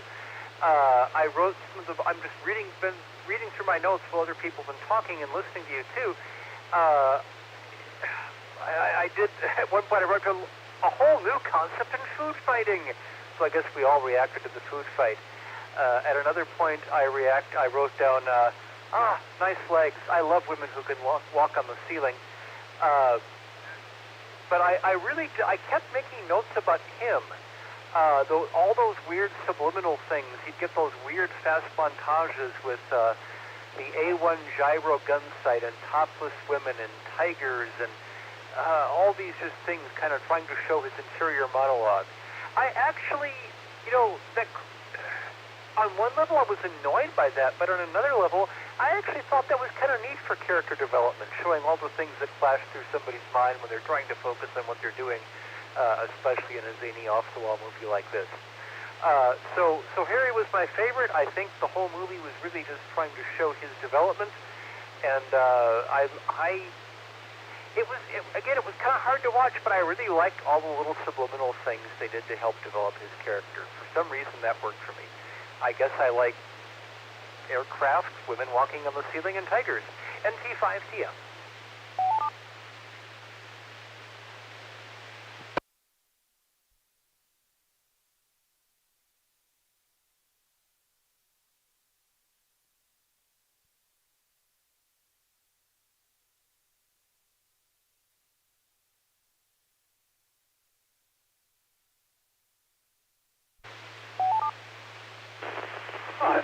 I got a lot out of the last comment from Tony there, so I'll have to go back in if you want. I don't know how to follow that up. Not much on the characters, so I'll reserve my comment for the third round, W5BLT.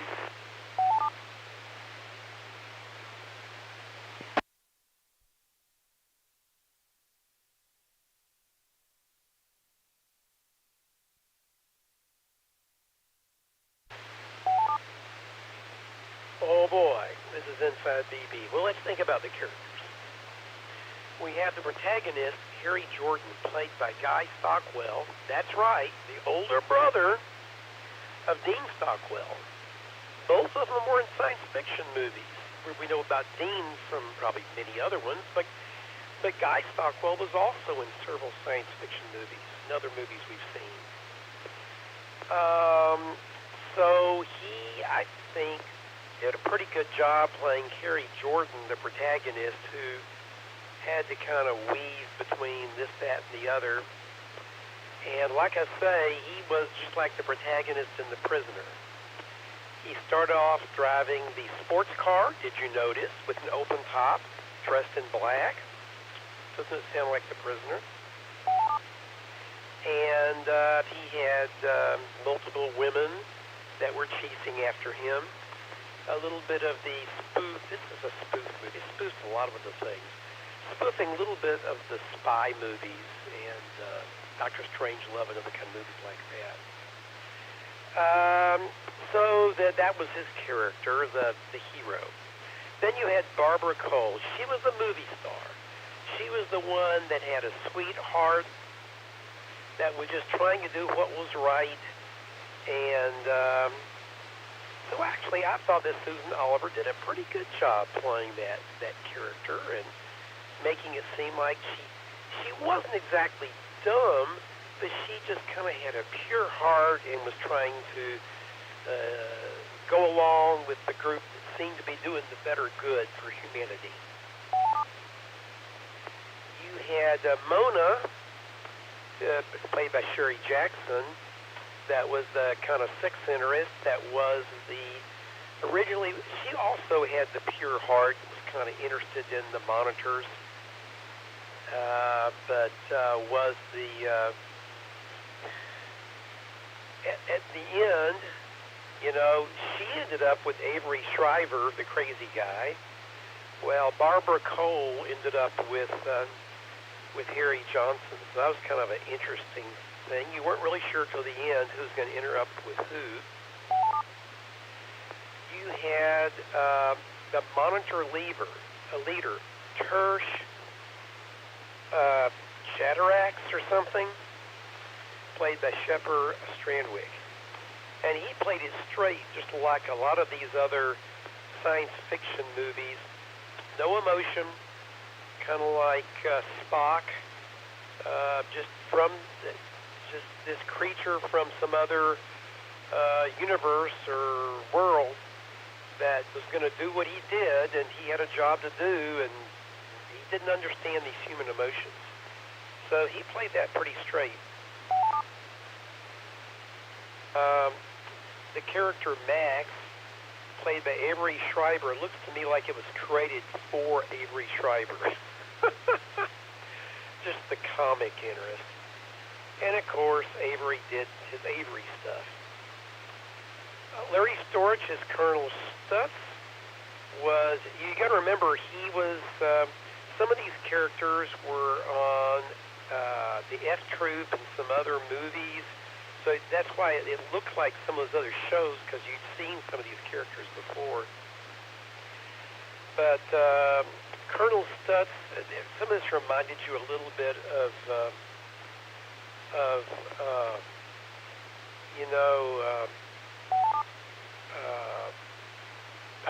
some other movies we saw about the Korean War and all that kind of stuff, World War II. Anyway, but I thought he did a good job playing Colonel Stutz. Keenan Wynn was the general, and he played it just like the general. He was a comic. It was a comic movie. The reporter Scrag, the secret counter reactionary group or something like that. I tell you, this is a funny movie, okay? But it's Max Smart should be in it.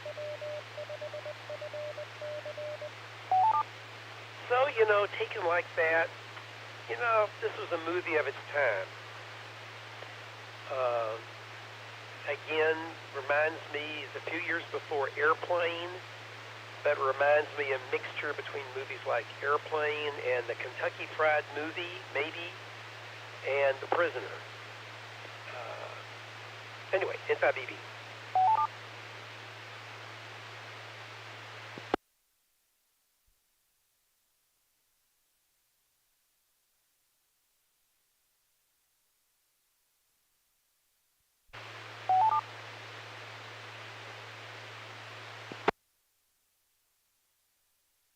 As already kind of mentioned, the aliens just didn't seem like aliens to me. They just seemed like normal people that just kind of blinked out of existence at some random part in the movie, and that was, I don't know, really unfulfilling.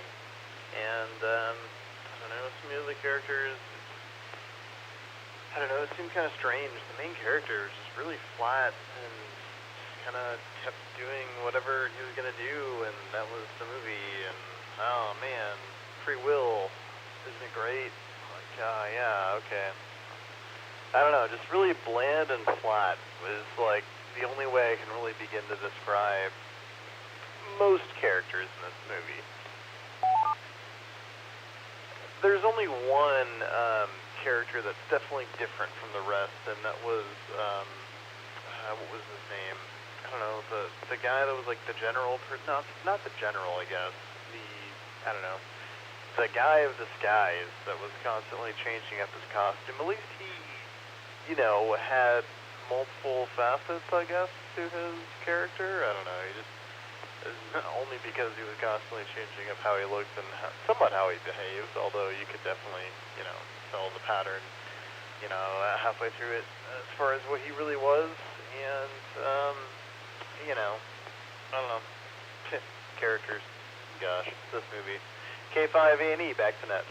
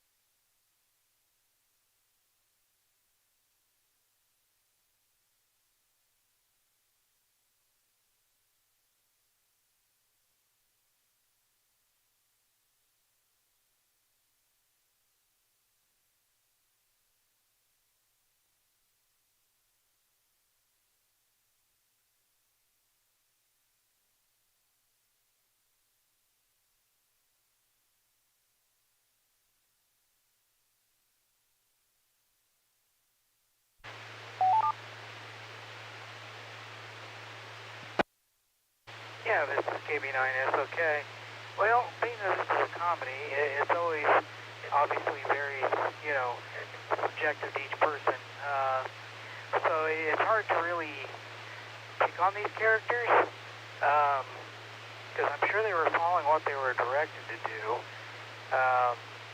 But, obviously, since this is really just a comedy at the end of the day, there just wasn't a whole lot of development, I don't think, in the characters.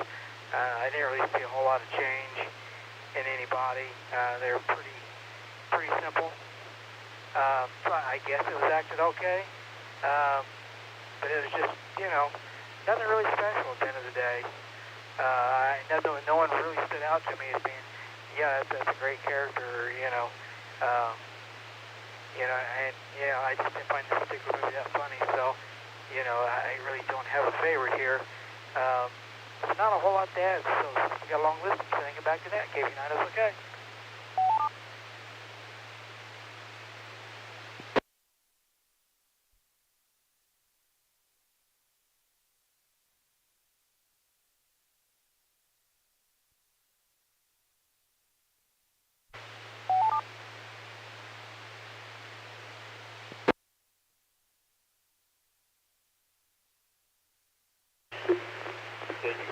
BZW. Oh boy. I was almost kind of about to go to sleep here. I had something prepared, but then I forgot. One moment.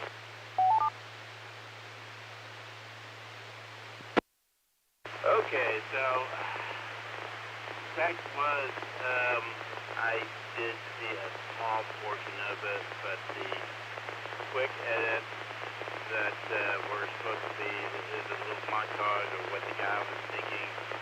It was so abrupt and so annoying to me, and it's actually was a factor of the fact that I didn't really have that much time. I was trying to decide that, I do generally want to listen to and maybe watch the YouTube stream of Skynet, but sometimes I'll watch movies. But when it came down to it, this movie's annoying to me, so I just watch it, and I don't know, it's just what everybody's talking about.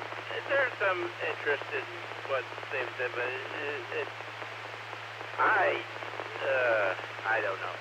Gotta be in a better mood than or a different mood, I should say, than what I was to watch it. So, I don't know. Maybe read the book or something. That's all I got. KG5BZW.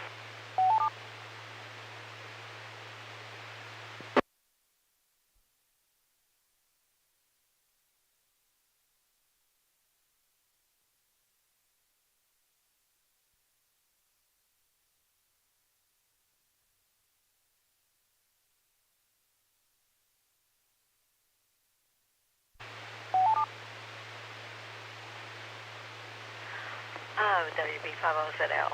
Well, who doesn't love Susan Oliver? She really was a good actress, and I loved her in her Star Trek roles. There was a lot of rather amazing cameos in this, and I wonder what they did to get them to buy into this. Of course, they show up one day and they don't know for a long time how the movie it's really going to be in the end.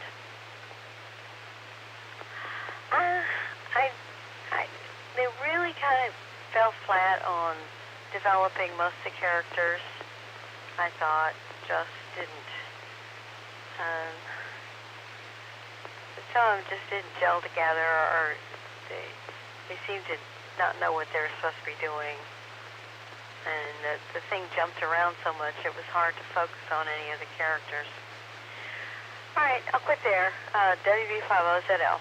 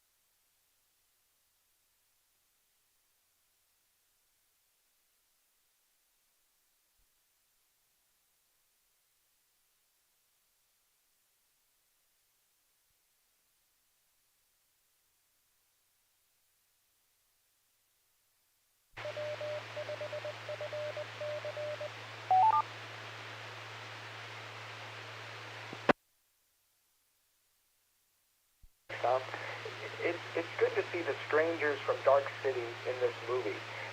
There really are so few Hollywood roles for them. Mr. Hand, Mr. Book, Mr. Wall, Mr. Quick, poor Mr. Quick. They all made an appearance here as the monitors, although I think their hats were a little different. But they were dressed in the trench coat black. But they acted less like monitors and more like controllers. So much for the prime directive. And speaking of Star Trek, I don't understand why Susan Oliver, played by Vina, would choose this reality as her Telosian illusion of choice. Now, the first scene in the Oval Office I liked. Avery Doritos Match Game Schreiber asks President Ed Begley Sr., who makes the decisions? And the president replies, they do, the monitors. And then he continues, if you think I'm put out, you should listen to what some parties in the Kremlin had to say. And then there's a cut scene, sort of close-up, and this was really funny to me. Slavic languages have such a rich vocabulary of invective. And thereafter, he got serious on why the monitors' presumptively benevolent intervention failed. And he says, if there's good to be done, people have to do it themselves or it won't stick. And that's similar to a quote by Pulitzer Prize winner Edith Wharton that really stuck with me over the years after I first read it. And she said, life is the only real counselor. Wisdom unfiltered through personal experience does not become part of the moral tissue. And in summary, it has to come from within, not from without. And I think that's kind of the moral here and why the monitors failed. W5EDB.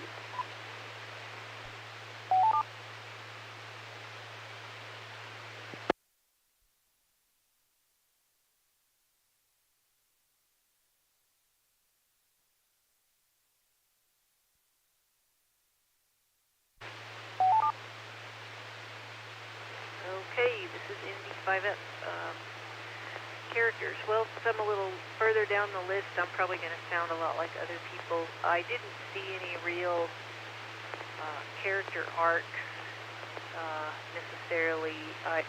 I'll cite other sort of later slapstick movies that had a lot better plots and characterizations. They were still these kind of, let's take a real simple, comedy concept and kind of flesh it out. And I think that's what makes a movie work, no matter what kind of movie it is. You have to care about the characters. Even in the movie Airplane, which Bill has cited a couple times, the character Ted Stryker, which also has the little montage of memories that kind of flood him every now and then. Even though it's a silly movie, you really do care about that guy. So I found it was the same. It's the same. I'll give the same argument as a lot of people that the characters here were. It was just kind of silliness, all kind of strung together, and it was hard to really get a sense that anyone was undergoing any kind of change. I did notice, and it's typical of these kind of movies too, that you're going to have this cast of celebrity cameos. They definitely like to throw those into these kind of movies. So I noticed some of that too, because they had all those little commercials they were doing, and then they had Ed Begley as the president, and then this is a little out of my time frame. I did not have a lot of context for the pretext of this based on my age, so I've missed some of that in this, but I can see the conventions that I grew up with in their beginnings here. Silly scenes with food, or silly riffs on other movies and other things, and then bringing other characters and things into a movie that features one thing, but they bring some other things in. So yeah, I didn't see a lot of. I wasn't really interested in what happened to these people as characters. And then the last thing I'm going to say is that I did grow. It was kind of in my formative years that the Series B was on, both miniseries and the TV show, and I find only a very vague resemblance to V. That was a very different thing than this. They were not benevolent. They were trying to eat us, and they were lizards disguised as human beings. So I really don't see a resemblance there. I just wanted to throw that in. Anyway, those are my thoughts. Back to net in V5F.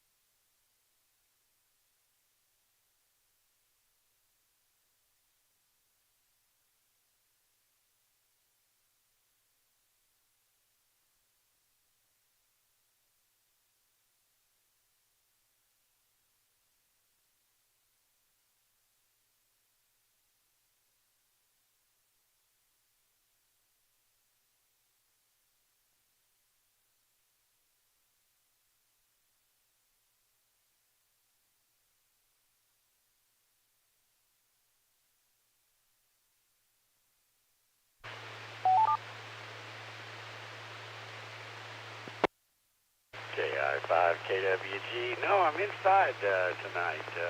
Still got the big radio.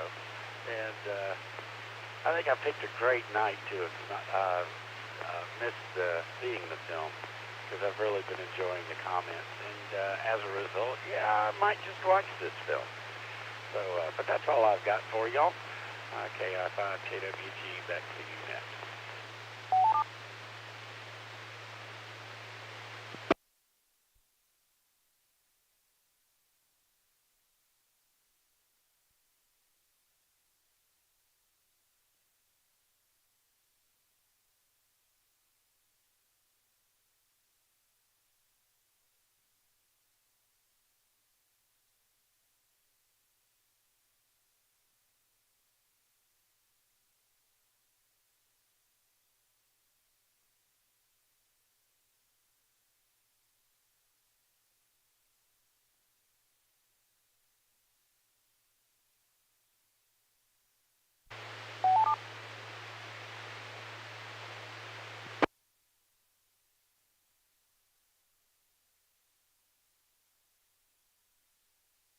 Thank you, Tom. Yeah, there were some interesting characters in here. Definitely Max and Colonel Scott, Avery Schreiber, and Larry Storch provided huge amounts of comedy relief. I had never seen Avery Schreiber in anything except on the TV show Match Game. So this was the first time I'd seen him in any kind of film or any production at all. So it was interesting to see that. And I thought the humor was pretty funny. Larry Storch was as wacky as ever. He brings that F-Troop style humor. Because at one point, it's like when they were trying to escape out of the city from the bomb that they were going to take to the monitors to blow them up and annihilate them. I think that was Larry Storch. He was disguising himself as a woman, complete with wig and handbag, and was helping one of the characters, maybe, I don't remember, I'm getting tired, but he was like beating him with the purse a la Ruth Buzzy style, which I would have found it hugely funny if you would have done that to the monitors. If you would have tried that on Jeterax, I'm not sure what would have happened. The bowler hat men would probably have descended upon him and put him in permanent detention. But also at the end, he shows up when the Earth is restored to their bad old ways, as the president said. He shows up dressed as General MacArthur with this huge corncob pipe that would, take your eye out if he struck you with it, which he almost hit one of the guys with several times. So I found that hugely comical.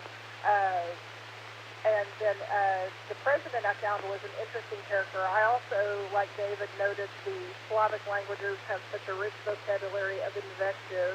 And looking up invective, it says that it is a noun that is defined as insulting, abusive, or highly critical language.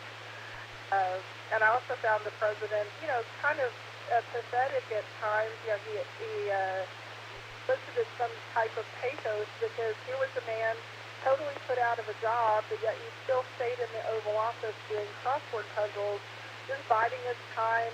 To me, it was kind of sad sitting there seeing him just, calmly doing crossword puzzles. To me, that was just a little bit sad. But then, he was just waiting, like he just knew the monitors were going to leave, and that he would eventually get his job back, so he was just kind of waiting it out, and, just staying right there, hands on deck, ready to jump in at any time. And I found him the more philosophical character, and like David said, he really brought the message of the movie, and the one quote that struck me was, "The monitors have a vision, no doubt about it, but like most missionaries, they just don't understand why people for whom they do so much good don't appreciate it." So the monitors just didn't get why we didn't just jump right in and accept their overlordship, why it was such a hard deal. And the monitors also even confessed that while they could get inside people's heads, they could not fathom their hearts. And then at the very end, I found it very charming with Barbara and Harry. Finally, the monitors are gone, and they're able to express themselves, and she, the consummate actress, said, "I find it hard to do anything without a script." And so I think that's part of the reason why she was kind of a monitor protege, is because as an actress, she's used to being monitored and controlled. She is given lines through a script to say. She's told a motivation by a director. And so for her, I think the monitors just seemed like a natural extension of her actress life into her everyday life. So I found her a very interesting character. At the very end, when she and Harry were walking off, and she finally says, "Okay, I'm going to do it. Like, I'm going to say something from me, that's not scripted. This is from me," and she tells him that she loves him. And then she giggles about it like, "Oh my gosh, I did it. I actually said something from my own mind," and she was just relishing it, and I just loved that. And then they hugged. I thought that was just such a sweet moment. To me, that was a glimmer of growth in some characters in this film, and that to me was very touching. So with that, I'll return it to you, Tom. This is KFI CDS, back to net.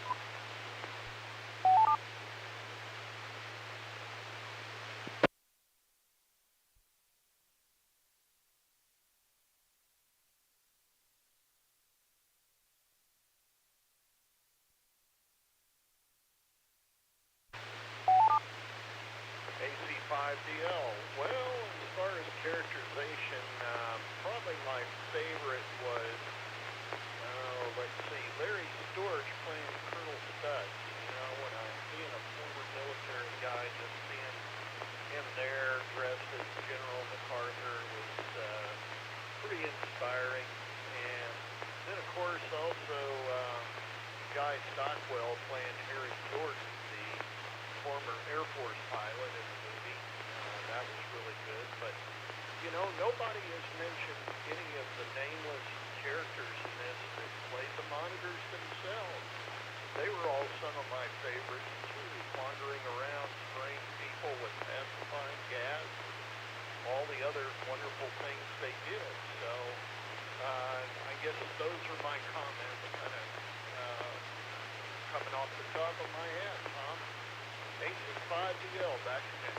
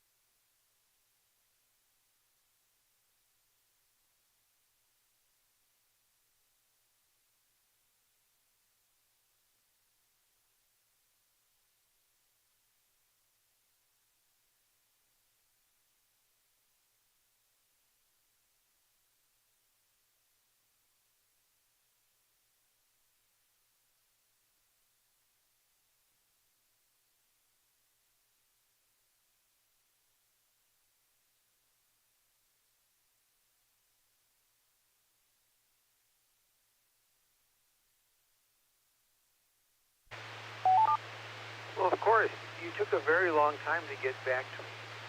But, hey, I understand. You're running it. At any rate, comments. I heard earlier somebody say something about in the movie there were mind police, and the comment was, but they were just there to help you. That leaves me cold and chilled. Not sure what that's all about. Also, I didn't know that this movie had Larry Storch and Avery Schreiber. I'm going to have to actually go watch this, despite all the stuff I heard on the net tonight. And I think that's all I can remember that I was going to say, because it's been so long since you called on the N5SQA.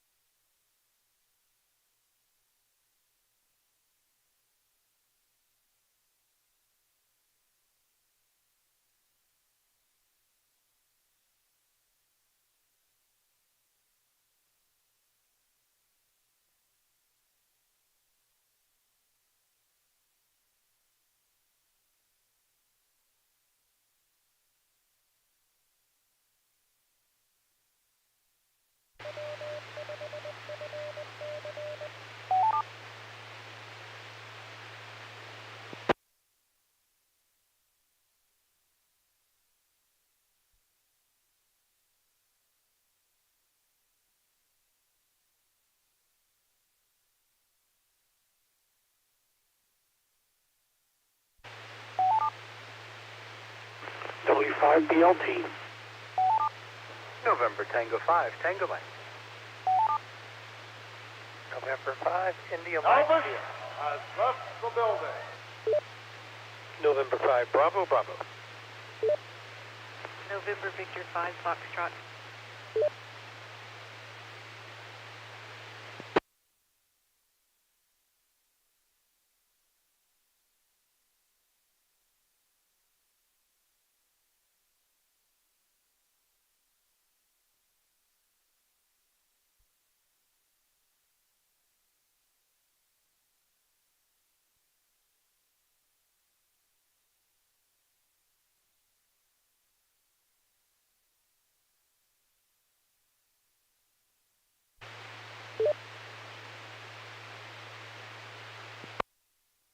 November 5, India Mike Sierra. I got stepped on by Elvis. SpeakNet every fourth Monday at 7 p.m. W5SC.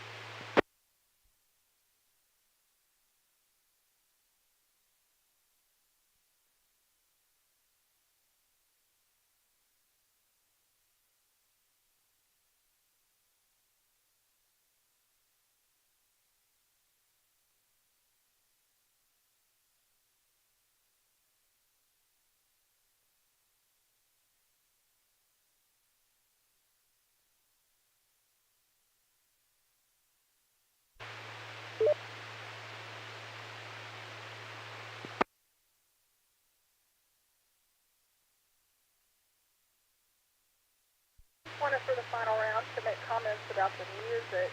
As you know, looking at the humans, the monitors were doing was very interesting because all the music from the human side was very freeform, jazzy. There were some pretty jazzy numbers.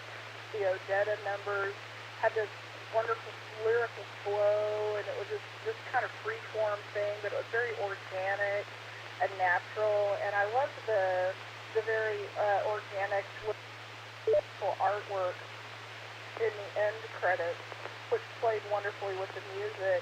And then the monitors, they had their quick little jingle, but then they had their mantra reciting, which, yes, was meant to be it's a benevolent message, but it was delivered in this cold, very matter-of-fact voice that was like a mantra that does make it very chilling, because they would say things like, all life is sacred, all men are brothers, reason not force, the monitors will protect you, be kind, the monitors work for your welfare.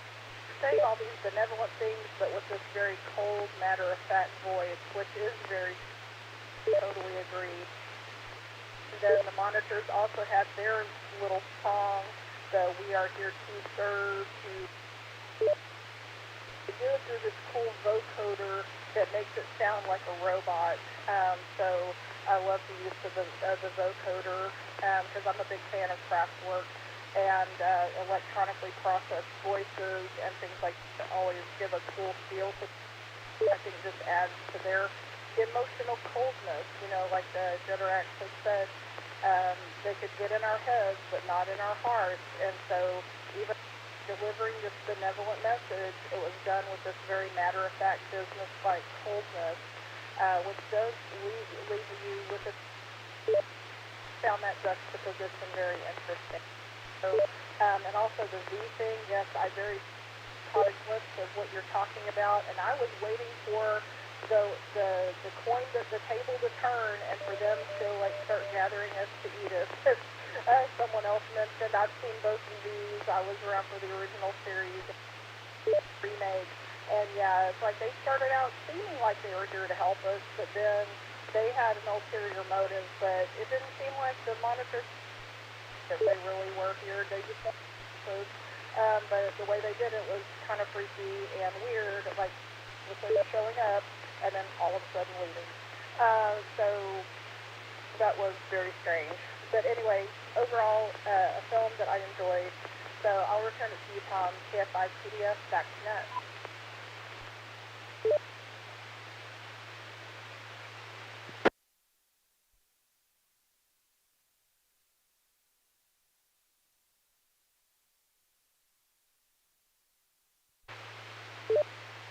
Real quick, because I know it's past everybody's bedtime,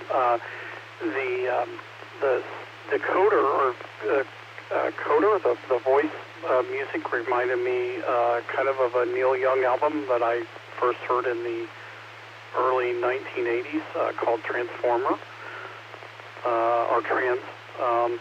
Now I'm also thinking of Dancing on the Ceiling, a song by Lionel Richie. But in all seriousness, I want to thank everybody for their comments tonight. It's like my descriptive video service, and I come away feeling a little bit differently about this movie, and I'll probably rewatch it again. W5DLT.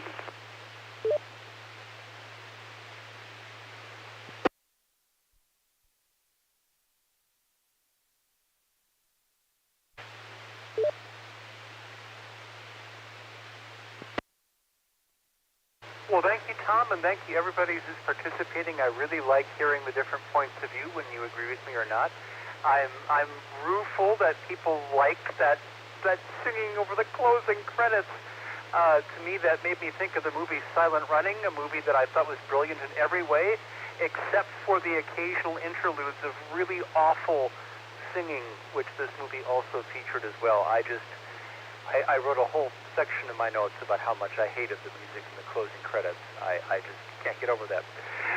But the thing that I was sad about was, at first I thought this movie had this really cool special effect for most of the movie, looked desaturated and gray, except occasionally there'd be like a dress that stood out in the scene, or a pipe, or a car. And then I realized that no, probably the whole movie had an interesting color scheme, and we just couldn't see it because this transfer to the YouTube video was so bad. So there was probably something neat I could have said about the production design and the colors, and I'm just sad because we missed it and I couldn't see it. I bet this was a better looking movie than I realized. So, singing, no. Production design, I bet there was more there than met my eye. NT5TM.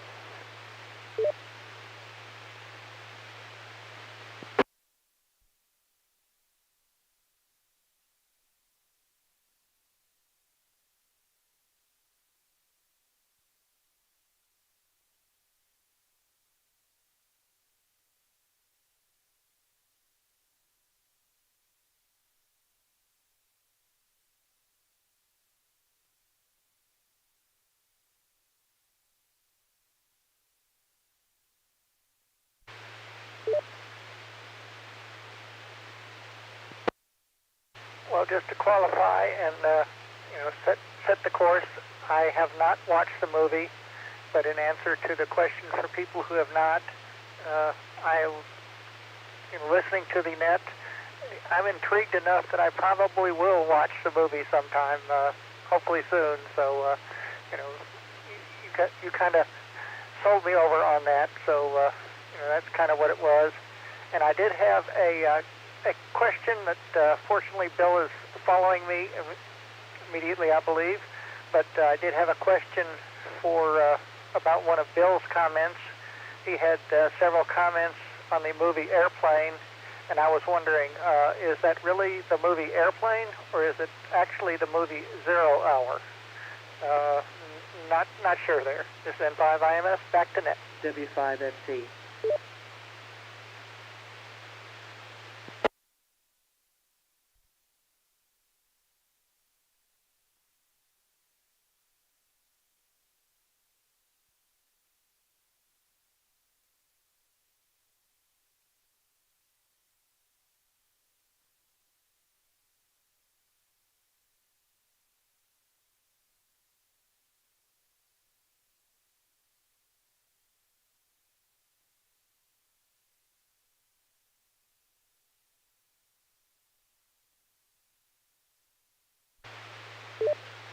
Okay, Tom, this is N5BB.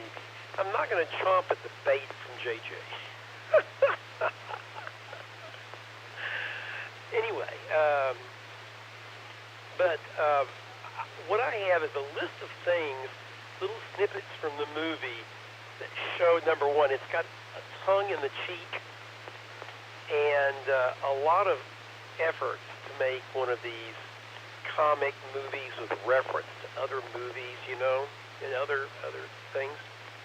So one of them is some of the comedy, but also some of the iconic things referred to. There's like somewhere in the first part of the movie, there's like a mob out in a plaza with some steps.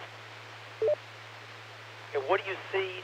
You see a baby in a baby carriage, and the baby carriage starts going down the steps with all the mayhem going on around it. Okay, and in fact, at one point of that scene, the camera looks like it's mounted on the baby carriage going down the steps. Well, of course, this is a direct reference to a very famous scenes in the Eisenstein movie, The Battleship Potemkin, in 1925. And in that movie, there's a famous scene called the Odessa Steps Massacre. We're on the Odessa Steps. By the way, this is no direct reference to current things going on over there in Ukraine, but it's the same city. Anyway, the Odessa Steps Massacre, and in that scene, a woman that's holding a baby carriage is shot in this mayhem that's going on, this riot thing, and all the people shooting, the troops shooting indiscriminately. It's a massacre. And she lets go of the baby carriage, and it slowly bounces down the steps with the baby in it. So this is a direct reference to that. There's some other interesting cinematography in directing. there's a scene of the protagonist, Lady Barbara Cole. You know, she was played by Susan Oliver. She was a monitor originally, but then she got pulled away from them because Harry Jordan convinced her. And she liked him better than she liked the monitors. Anyway, so, but she was part of the monitor group originally. Anyway, she is in this, she's in a bright yellow dress, just completely bright yellow dress, in the middle of this group on the street that's kind of like a mob that's building up. Everybody's in black, gray, brown. Everybody's in all these dark colors.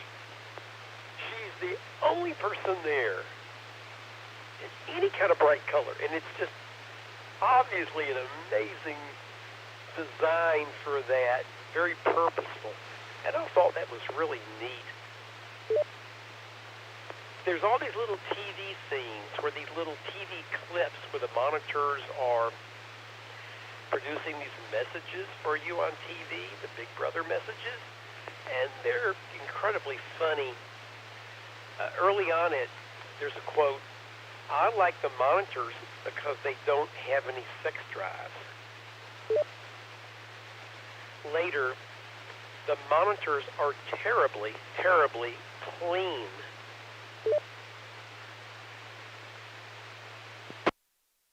And there's other similar ones. Some other things I noticed in the movie, there's some dialogue. So somebody, I can't remember the statement, somebody like Stutz or somebody, Colonel Stutz makes some statement, you know, like, I really like this. It's kind of like, you know, I like the smell of napalm, or some other outrageous statement. And the other character says, "Okay, where's the tattoo?" And then I think it was Stutz says, "Who told you?" And then Stutz is driving the vehicle that looks like the John Belushi mobile mixed with the Green Hornet mobile with a little bit of the Batmobile. You know, the car with the metal shutters in it, GM car. And he's driving recklessly and mowing people down and knocking over things. And somebody yells at him, "Stutz, stop this thing." And so what does Stutz say? "Stutz, don't stop," which I found very comical. And then when they're in there with the monitors group, some of them say they want to leave, and they say, "You got to let us go." And the monitor says, "You both know too much." And the other people point out, "Well, you told us," because that monitor person had spilled his guts about everything. And so it's kind of silly. Some more things about the cinematography. There are all these views of Chicago buildings. There's this one particular building, don't know the name of it. You saw them going into the parking garage, the car up this winding entrance, this curved entrance. You saw this view looking up the building. From the top of the building, looking down at this curved shape down below, you saw looking down below. So that was some very interesting cinematography, which I'm sure if we were in Chicago, we would recognize that, and it would connect to us very, very well. There's an interesting view of Harry Jordan, the protagonist, and he's relaxing somewhere, and he's got his feet up so that you see very well, pointed towards you, very close, the bottoms of his shoes, the soles of his shoes. And there's very obviously a big hole, a bad place, you know, in the sole of one of his shoes. I thought that was a really neat little directing and cinematography effect. And lastly, when we see the president, Ed Begley Sr., yes, the father of Ed Begley Jr. He's in the Oval Office, and what is he doing? He's playing a crossword puzzle, and right in front of him, impossibly, there's all these cobwebs. So as he moves the paper, the cobwebs are attached to the paper or something. So to tell you the truth, this movie had its tongue in its cheek. Don't take it too seriously. And that's all that I've got. I enjoyed the movie. May not see it again, but I'm really glad we saw it tonight. Inside BB.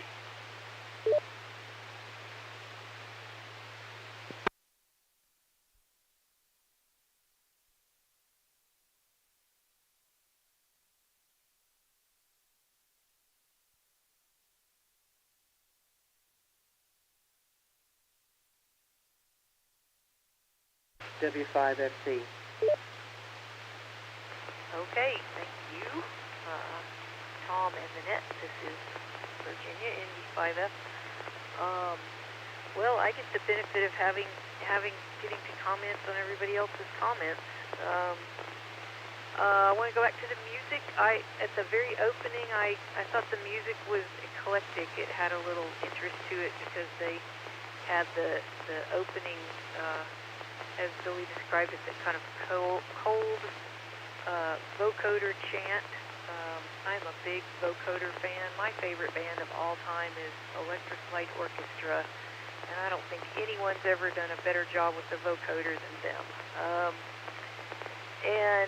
So I definitely noticed that, especially because the era of this is a very early use of that device, but it works really well with the idea of the cold, cold, benevolently cold monitors juxtaposed with the kind of artsy 60s jazzy music, and even throwing the Baroque music in there. I enjoyed that, and even the little joke about who is the composer of that music. I'm a music person, so I did enjoy that. I did not enjoy the singing. I don't like, something about the 60s and 70s, that sort of folk music and even the jazzy music that was in this. I have to agree with about movies like Silent Running, that like a pretty decent movie, even though it was kind of had moments of being a ripoff of 2001. I don't know, that music, they would just gratuitously throw that kind of music into 60s movies and just take the heck out of them. Now you see them and you're just like, ugh, and I'm not from the 60s, so that kind of music just kind of makes my skin crawl anyway. So I couldn't even make it for the credits. As soon as the credits started, I turned the video off because I just did not like the singing. But I did like Billy's observations about the character arc for Barbara. I thought that was pretty astute to the little scene at the end about her needing a script and pointing out that was why she was kind of on the fence. She was fighting her natural tendencies to, be an actress and sort of take direction, just versus being a human being. I thought that was a pretty good observation. And then that leads me to the observation, I think someone even mentioned Star Trek earlier, and this theme is common in Star Trek, of the fact that human beings are sort of a theme, an overreaching theme in all of the Star Trek shows, is that human beings, even in the galaxy, are considered among races. We're always considered distinctive in our need for freedom and the freedom to make our own choices and make our own mistakes. And that the truth is that if you're going to get wisdom, it's usually from learning from your own mistakes. We can observe or be protected from bad decisions, and we can observe other people's mistakes. But I know from a personal experience of recent experience in the last couple years, that no matter what your convictions or even your character, a lot of times you make decisions, and a lot of times they're bad, and you just have to try to learn something from them, and I think that's a very subtle plot here that could have been brought out a little bit more. There is that terrifying aspect of things like 1984 and Brave New World and these movies that are about this, and even V, that are about this whole, that something that looks benevolent is essentially, fundamentally the opposite of what it seems, because it seeks to control, anything from government to media. And I will end with citing a movie that I can't remember what year it came out. And it's a comedy, and it's based on the brilliant cultural humor of Mike Judge, who made the movie Idiocracy. I've only seen the movie once, and it was terrifying, even though it's a comedy. And if you were to watch it now, I think it came out about 20 years ago. If you watched it now, you'd probably find it equally terrifying as I do. Anyway, I will end with that. Interesting movie, weird movie. I can't say that I necessarily liked it, but I saw what it was trying to do. Thanks for running the net tonight, Tom. This is Virginia in V50.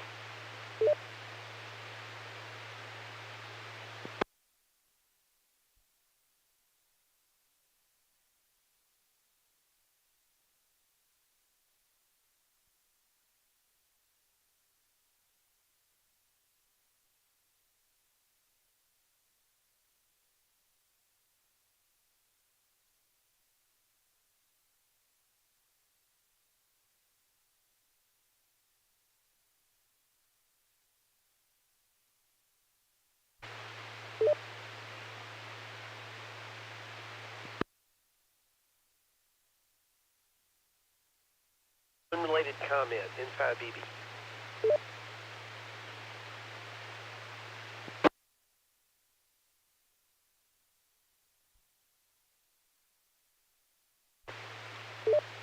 Okay, unrelated to this movie, but for another, it's kind of science fiction. It's alternate history. There is a TV series on, which in fact it's right now it's in the middle of one of the episodes on PBS, locally on KERA TV, Channel 13, and the series is called SS-GB. And as you might guess, it's what would happen if Germany won World War II, and the SS was in Great Britain, controlling the country, and some British detectives that are they're doing their regular thing, but they're being controlled by the German SS officers. It's a very dark TV series. Lots of moral choices in it and other things. Anyway, recommend it. SS-GB TV series from Great Britain. I'm not sure if it's BBC or ITV. Playing on PBS now, Inside BB. That's all I got. Go ahead with next week.